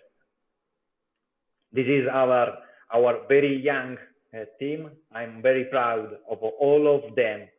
They are people, guys, girls, and men who decide to stay in the South Italy because we are proud to be of South Italy. Business is an infinite game, quoting Simon Sinek, and to make it so, we need a team that trusts our just case. This is the Sliding Life team. I would like to finish just saying that if 2020 is the Black Lives Matter year, we support it, and at the same time, we're working for the Parents' Lives Matter. Thank you so much. All right, thank you. So you can say you saw it first at the South Summit. a startup that's going to help you get a divorce using AI. Imagine that. All right, jury members, what do you think? Who's got some questions, virtual world or face-to-face? Pedro. At least I understand the business. Oh, tell us about it. I mean, just if I can know a little deeper about how do you try to predict with your algorithm the outcome of the trade? What is the judge going to say? I guess in addition, what it would be reasonable to request for any lawyers who knows, the matter, because, typically in a criminal or in a civil lawsuit, it's quite binary. It's yes or no, you win, you lose, and which is the amount. But, in a divorce, the variables involved are much higher. You have the custody, you have the amounts given to one party to the other, to the custody. I don't know if this is part of your system or it's just a question of amount. Thank you so much for the question, Pedro. You killed the problem in a deeply way. You're right. For the amount of the money the parents have to give each other for the children is not a big problem because the algorithm systems are very good now, and we are using one software. As regards for house assignment, children custody, or holidays with a mother or father, we are going to check all the past 10 years sentence decision of the Italian courts, and then we are putting out our outcomes. So we divide in home assignment, holidays, and visiting schedules, and the type of custody. And so we can have a prediction of what this judge can decide. Okay, thank you. Do we have another question from our jury? Come on, you're not going to get another chance to see a startup that deals with divorces, are you? No questions? Speechless. Thank you, Pedro. All right, let's move along. Our next startup is called Just Access. Represented by Sophie Walker, CEO of Just Access. It's based in London, England, and it was the winner of the King's College Venture Day with IE that they did earlier this year. They also did it with Legal Hackers. What does Just Access do? This nonprofit legal tech startup harnesses technology in order to overcome barriers accessing justice and advocates for a more open, transparent justice. Join me in welcoming Just Access. I set up Just Access back in 2016, and at the time I was working as a legal aid lawyer. And I was specializing working for people who had been convicted for crimes they didn't commit and were serving prison sentences. The one bit of information I needed that would have made all the difference in their case would have been a trial transcript setting out what happened, and most importantly, what didn't happen on their case. And yet this was the thing I couldn't get hold of. It cost huge amounts of money, tens of thousands of pounds. And not being able to access it posed a real barrier to my representing them. And normally when something like this happens, I would sue someone, normally the government if I can at any point. But I realized that actually the fix here wasn't litigation, it was technology. And I looked around, saw that no one else was doing this, and decided to do something about it. So let me tell you about the very unsexy world of transcription. Legal processes still rely on spoken words, particularly in courtrooms, and yet personal recordings of what happened is prohibited. So this means that it's hard for a litigant on their own case to access information, but it's also an issue for open justice. It's a problem that, that members of the public can't understand what's happening in their courtrooms or what may have happened on similar cases. And that the information that is out there is locked behind a paywall or is primarily, the guardians of that information are one or two very large companies. We want to try and disrupt that. So we're trying to revolutionize the court transcription industry. And I know what you're thinking. You have heard today from companies who are doing incredibly sexy things with AI. And you're thinking, why am I sitting here hearing about transcription? But see, I have this theory. And it's that in the least sexy areas, you can find true change. And that's what our transformation of legal transcription is all about. Our plan is to take technology that's ubiquitous, that's in your mobile phones, that's speech-to-text technology, and place it in the courtroom, thereby allowing a huge amount more information from the courtroom to flow into the public domain. First, we're starting by making justice data more accessible, and we work collaboratively to do that. We work with the big legal publishers, but also with the UK government. We work with the third sector, and we work with researchers. Stage 2 is by structuring that data and creating a steady stream of that data, we'll be able to identify unparalleled insights for AI and ML and ensure that better understanding of what happens in our courtrooms. And we think that there is a need for this, not only in the private sector, but most significantly in the government and the regulatory sector.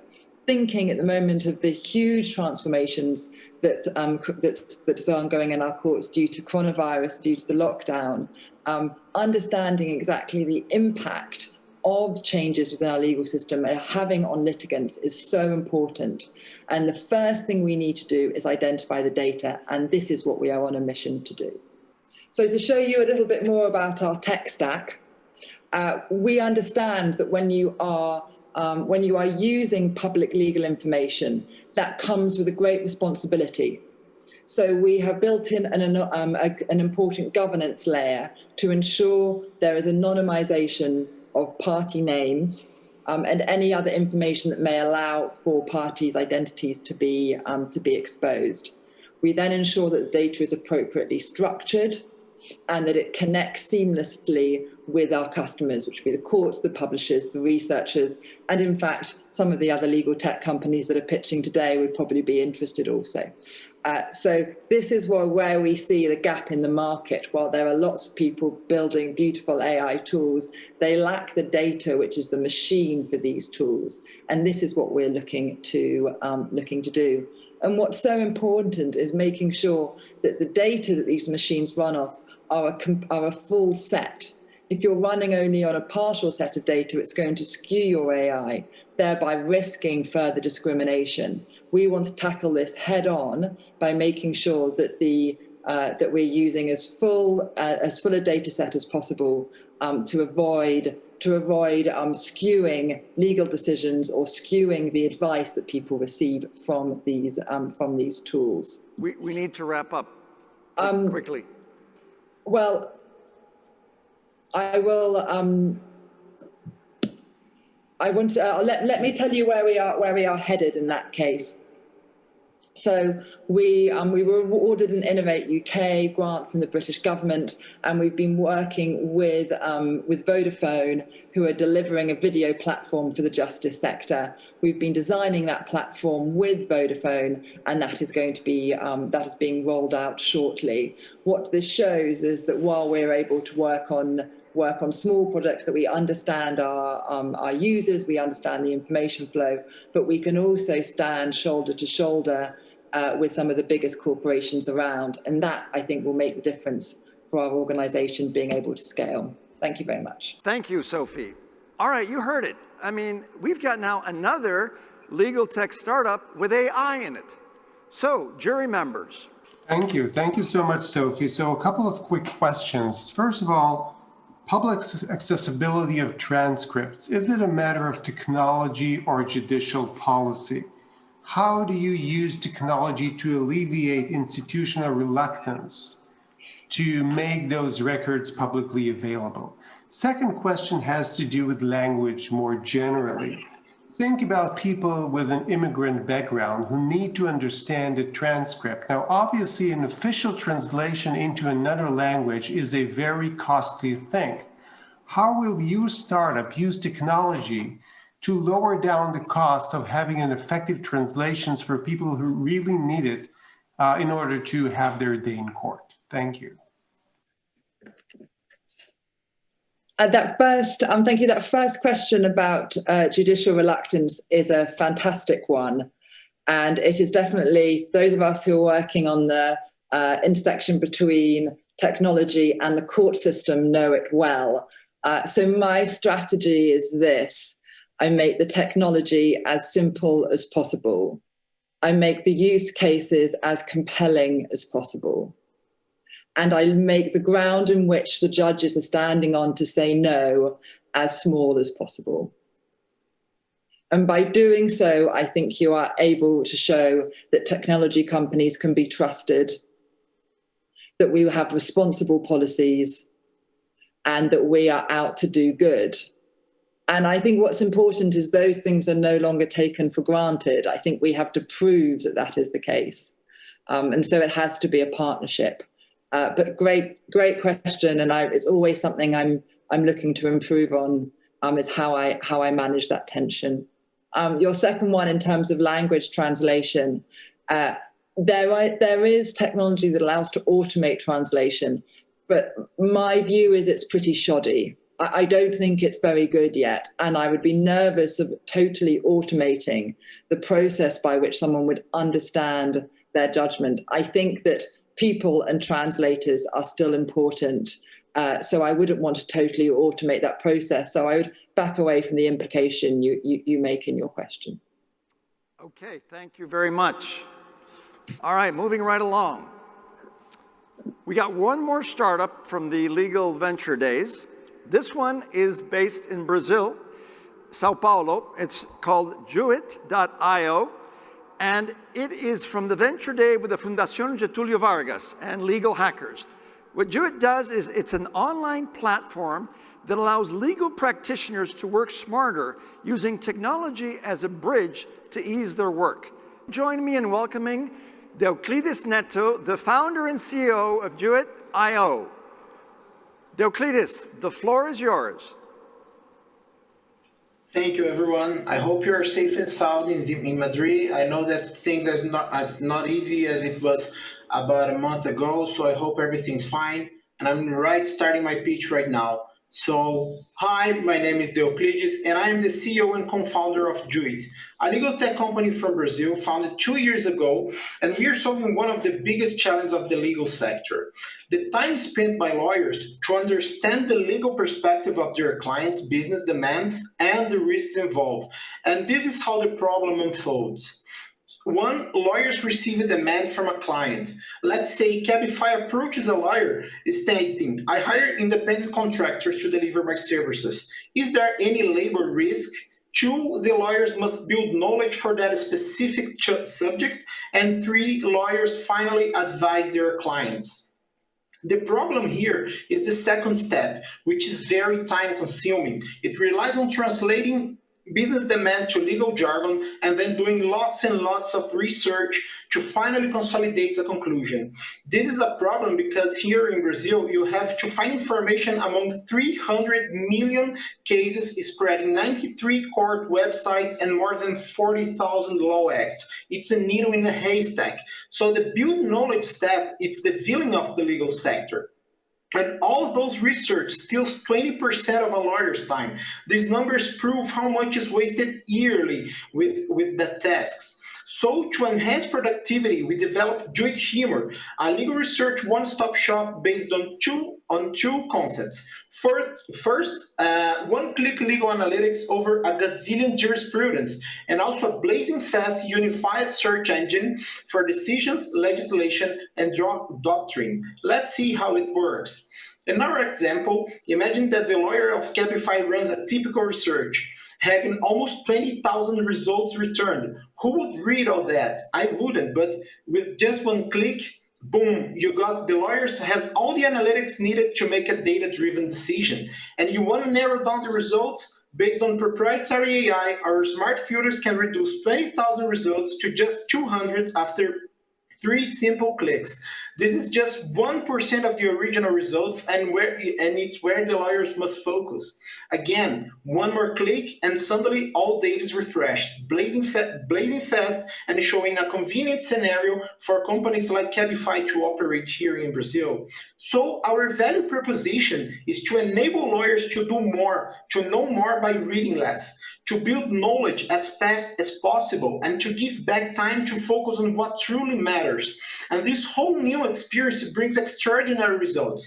One client struggled for 4 months to find a legal precedent until he signed for RIMR. Then in 15 minutes, he solved his problem.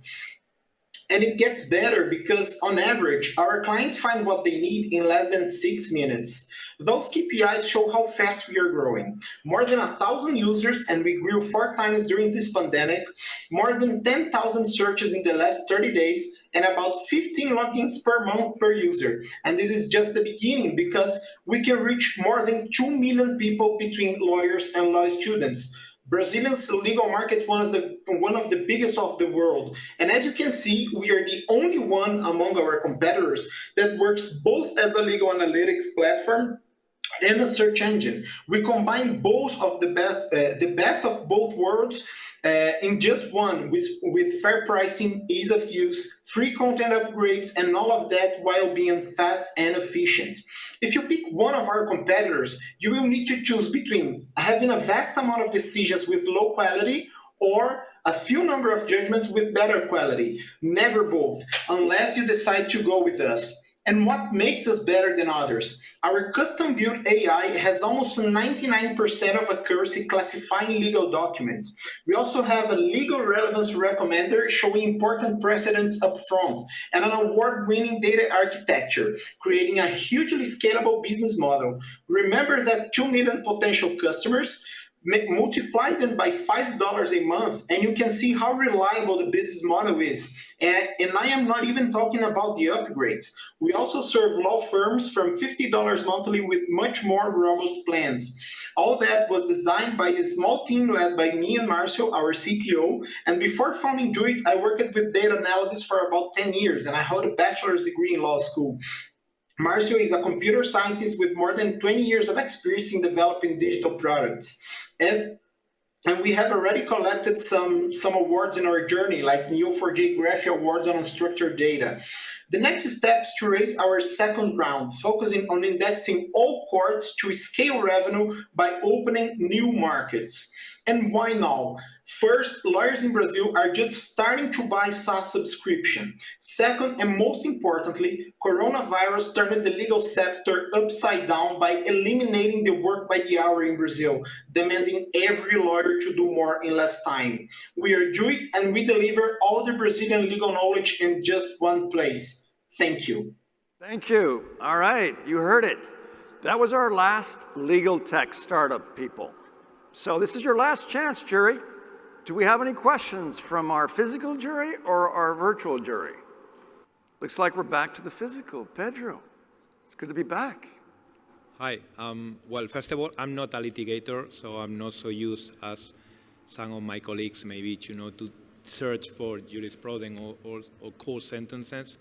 But, I mean, for me, from your pitch, is key to understand, how comes the magic, because the first part of your speech is more linked to what we can find in a normal legal database that all the law firms have, But then we see your dash panel where there is a synthesis of all these core sentences, and you get the key. Typically when you do it manually, you do it searching by words or by group of words. And what's the difference with your... Echo here. If I understand your question, it's what's the difference of doing the research on a legal database, right? Yeah. Oh, if it's that, here in Brazil we have 93 courts with more than 150 systems, different systems. So we don't have a unified legal database.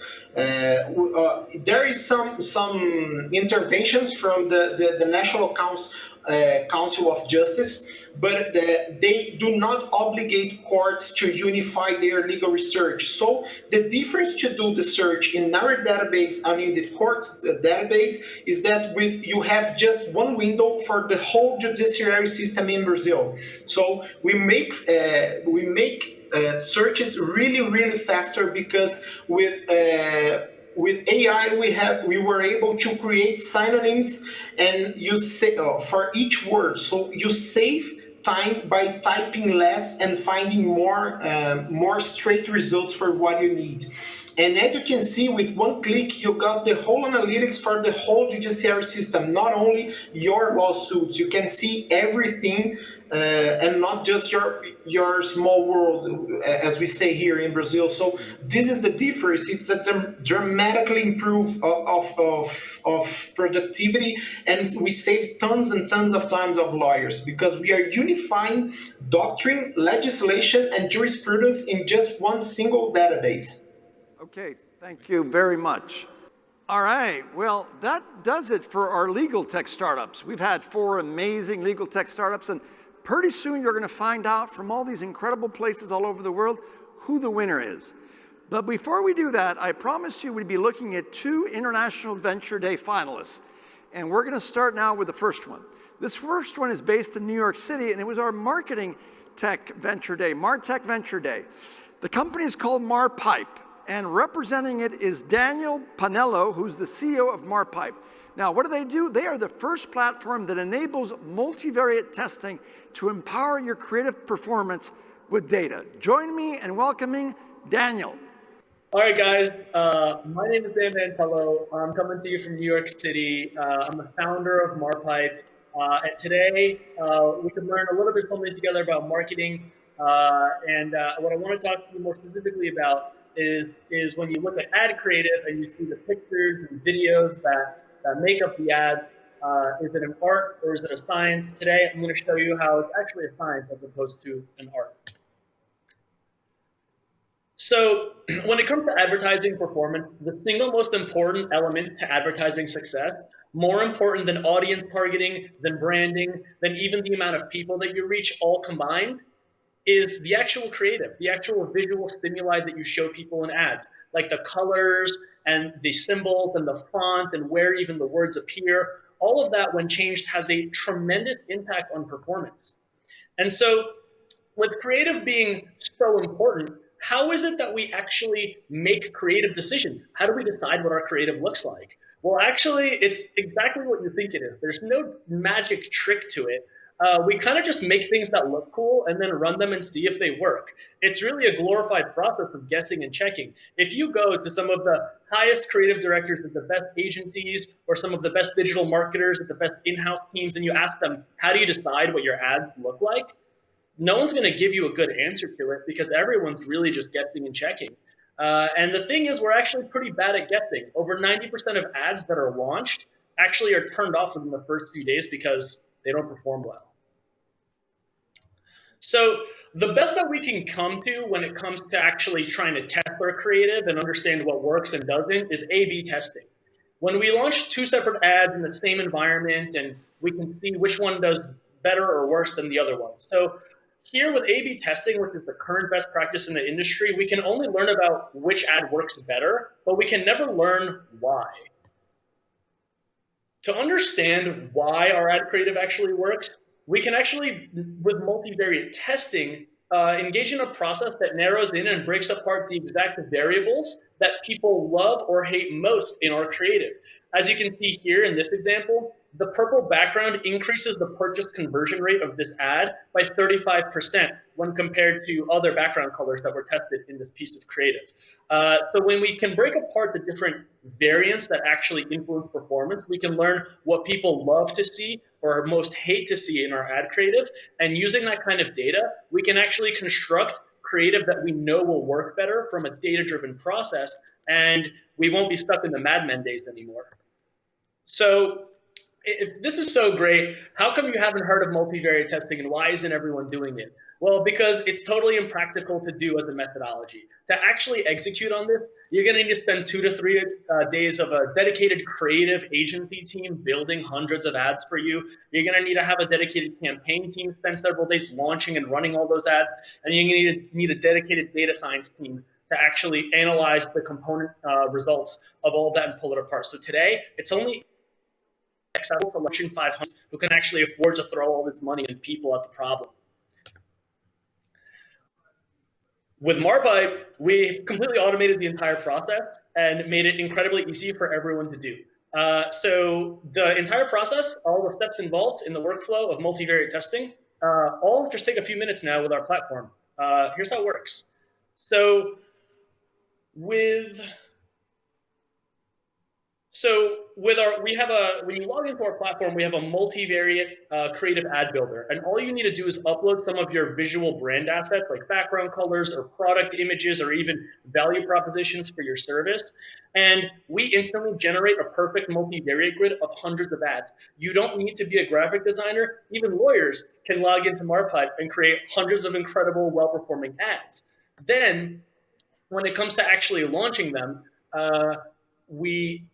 we can actually connect it to our, this is Facebook Business Manager. What you're seeing here is where what the back end looks like of running ads on Facebook. And we can connect it to Facebook, Instagram, Google, YouTube display, and we can instantly launch these ads across some of the most popular advertising networks in a perfectly set up multivariate test. And then once we gather the data on the and each of the ads is shown enough times to enough people, we can actually isolate the variables inside of our creative and understand what products in our creative, what imagery people love or hate to see the most. So now with multivariate testing, we can reduce our customer acquisition cost by half. We can cut our customer acquisition cost in half within just the first few weeks. Whether you're spending just a few $100s a week on advertising creative, or whether you're spending hundreds of thousands of dollars. If you're paying money to show ad creative to people, multivariate testing is a good idea for you and will increase your performance. One of the things that's innovative about our model is that anyone can go to marpipe.com, sign in, and get started for free. No talking to some sales rep or whatever it might be. You can get started on our freemium model. And this is partially why we're growing at a rate of right now around 100 new companies per week, getting started with multivariate testing and now testing the internet. Now, this is one of those products that you might think, why doesn't this exist already? That's exactly what was thought by Adobe, MediaMath, and some of the other most advanced investors in the marketing technology space. And it's exactly why we have companies like PepsiCo, Mars, Tubi, and Segment jumping on board to get started working with Marpipe. We raised a $1.8 million seed round last December. We are currently in Q3 doubling our revenue month over month, and we're raising our Series A in Q1. So if you're interested in having a conversation, reach out. But also, if you're running ads for any of your legal tech startups to grow your customer base, be sure to visit marpipe.com. Thank you, guys. All right, thank you. Can this guy sell or what? All right, guys, here we are. What's it going to be? Physical world or virtual world? Q&A time. Rodolfo Carpentier, the floor is yours. Can you please explain the business model? I mean, how you charge the customer and what is at the moment what you're selling? I mean, what volume of business are you doing? Yeah, absolutely. So to get started and create an account, upload your creative assets and make hundreds of ads without using any creative or designers, this is actually permanently free.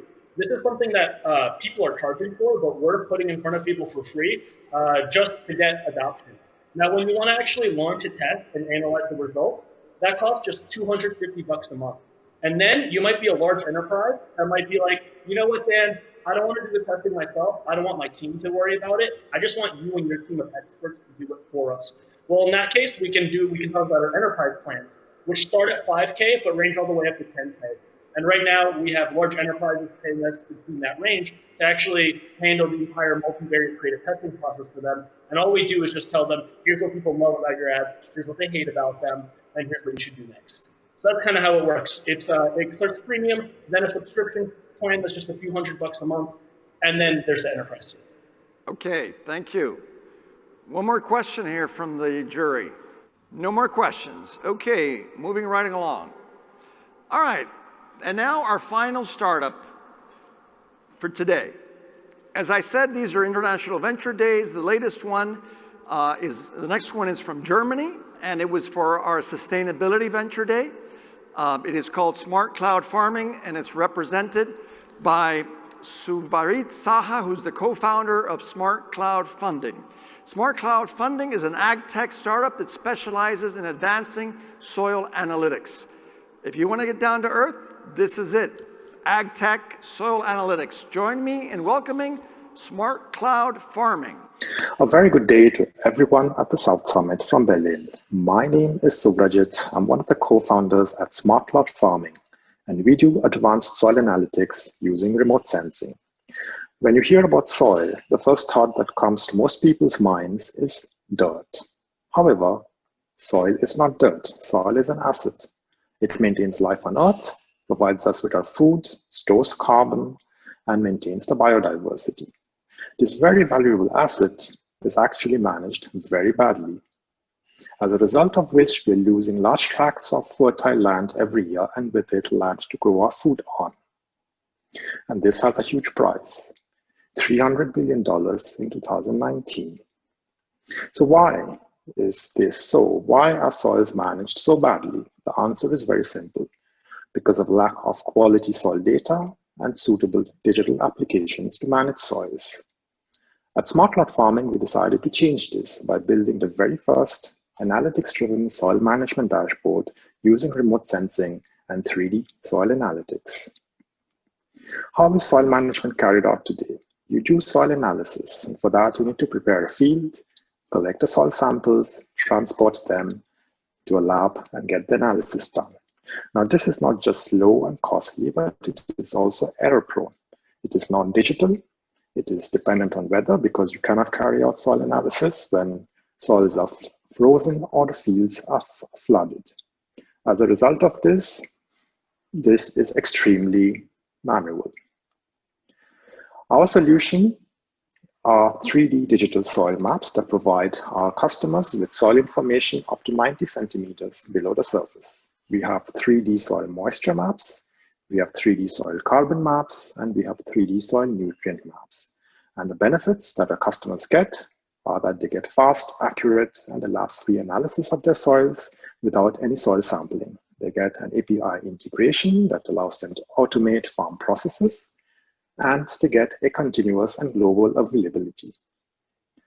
The customer segments we're targeting are business to business, like agribusinesses and cooperatives, fertilizer companies, NGOs focused on soils, and futures traders, and the business to government, especially in the European Union, the paying agencies. The value propositions we deliver are, for one, better economics because of higher yields thanks to improved soil fertility, lower costs due to fewer soil sensors, time savings, and transparency in regulatory compliance. Our business model is information as a service. So we have our core product, digital soil maps, and besides that, we have value-added services like carbon monitoring, land evaluation, and customized fertilizer profiles. Our competition comes from remote sensing companies offering 2D soil maps, and from sensor-based companies that offer a hardware-centric soil profiling. We are the only ones that provide 3D soil maps that provide a spatial coverage and a hardware-free, lab analysis-free. And therein lies our advantage. We are currently a team of 10 people, including 4 interns, and we have 4 partners from industry and academia, as you see here. We are currently raising a seed round, 2.5 million euros. That's nothing extraordinary, but we want to do something really extraordinary with this money. We want to be the Google Analytics of soil. Thank you very much. Any startup today that didn't have like super technology, AI, analytics, you name it. So jury members, what's it gonna be? Anybody online or from the face-to-face? This is our last startup, last chance.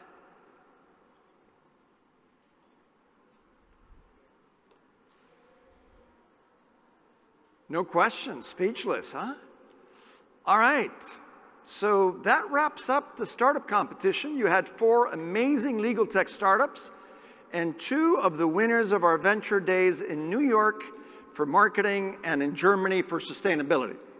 And now we're going to start, before we tell you the winners, with our keynote. Our last keynote, which will be part keynote, part discussion, with Alejandro Torino, who's the managing partner at ESIJA. And he's also the director of the Masters in Legal Tech at IE Business School, IE Law School. He's going to talk about the present and future of legal tech. Alejandro, the floor is yours. Thank you so much for inviting me to be part of the jury, of course, and also to give this keynote speech. Basically, I would like to approach to one concept that we are discussing about, which is legal tech, trying to identify what we understand by legal tech, and also mixing that with some other terms very close and related to legal tech, meaning new law and also innovation in the legal industry. Let me start by quoting Richard Susskind, which is probably one of the most relevant gurus in the legal sphere.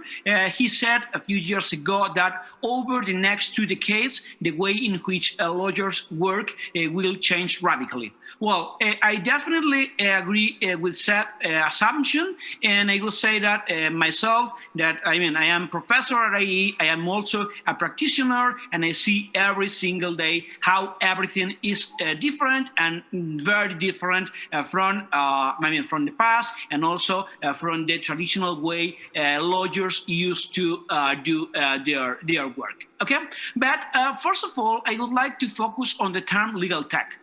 For some people, legal tech is what we have checked today. Vendors or software companies providing and producing software for the legal scenario, either public administration, corporate councils, law firms, or whatever. But basically, a tech for law. There is another approach which I support, which is a bigger approach to legal tech term, meaning not only tech for law, but also law for tech. And I am trying to put the stress on that because I couldn't understand actual practice of law without understanding technology. So those lawyers nowadays who are not familiar with technology, who do not feel comfortable in this technology world we are living at, I guess that probably they are missing a lot of opportunities. Okay, some people, challenge myself. I have been always involved in innovation, and I have been challenged by some of my colleagues saying, "Wow, but legal tech or innovation in this sector is not that important. Who minds legal tech?" Well, we could say that along 2018, more than 1 billion was invested in legal tech companies. We have seen very relevant vendors. We have seen very relevant startups going through some important fundraising, some of them important amounts like $500 million,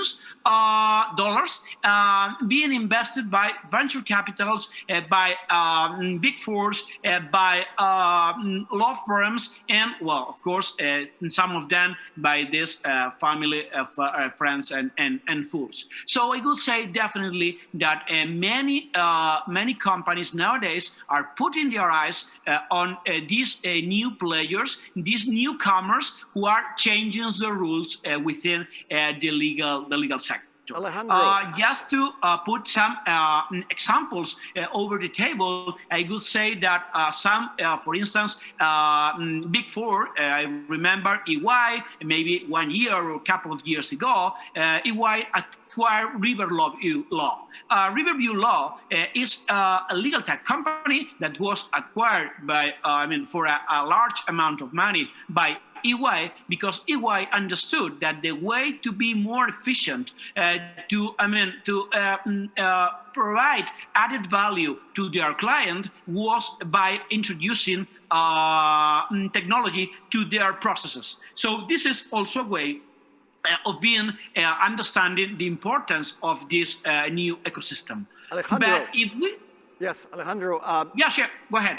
I know that you have been ranked as one of the top 10 innovative lawyers in Europe by the FT, and also in the top 100 in the world by Forbes. We heard today a lot about AI in legal tech. Maybe you can tell us, because when I heard AI, I thought, are machines ever going to replace lawyers? So well, tell us about, where do you see the future of AI in legal tech? Wow, I would love a machine doing my work and get my payroll being at home, but I don't guess that that would be the future. Probably all these technologies that we are dealing with, like AI, like blockchain, like machine learning, and some others, will help lawyers to better perform our work. I actually do not feel that Watson, Ross, or any software that is or will be developed at any vendor will replace lawyers. I will understand that lawyers will be using and will be, in some way, having new tools by means of including technology in our processors. This is not from myself. It is. I don't know the author of this sentence, but I like it, saying that only those lawyers behaving as robots will be replaced by robots. What lawyers need to do nowadays and in the near future probably is trying to to provide added value to clients. If we provide added value, our job will be waiting for us. If otherwise we just try to do the same as we did 10 years ago or in 10 years' time, well, we are out of the market. And tell me, another question that we also get all the time with respect to legal tech is legal tech is going to make law services more accessible to the masses. Does that mean that legal costs will go down? I don't think so. From ancient times, lawyers exist. And I will probably assume that lawyers will be needed in the future. But my view is that lawyers will be having different skills or will be requested to have different skills as they used to have in the past. I remember this belongs to Antonio Garrigues. He said that there were like two types of lawyers a few years ago. Those who who knew law and those who could speak English.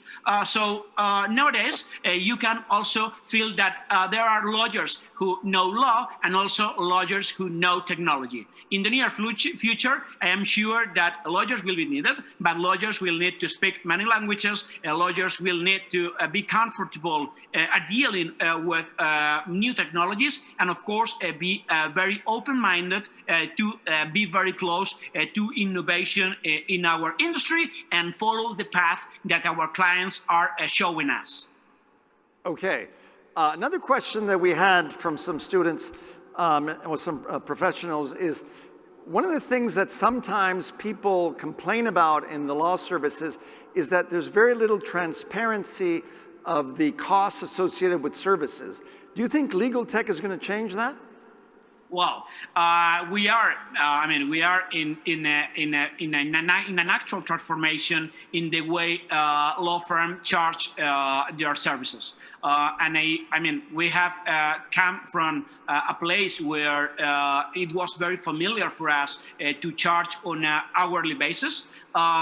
We still have many clients asking for a set way, but we also have a lot of new clients asking for a different scheme in the way we charge our work. Definitely legal tech companies, some of them are working very close to provide transparency to clients by means of including transparency in our timesheets, for instance, also in some ways where we can work in some cooperative systems and tools so that the client can check in real total time, what is the time incurred in their work. But let me say something, Paris. I mean, I have been involved in technology in my whole life. I would say that I love technology, but innovation and transparency is not 100% related to technology.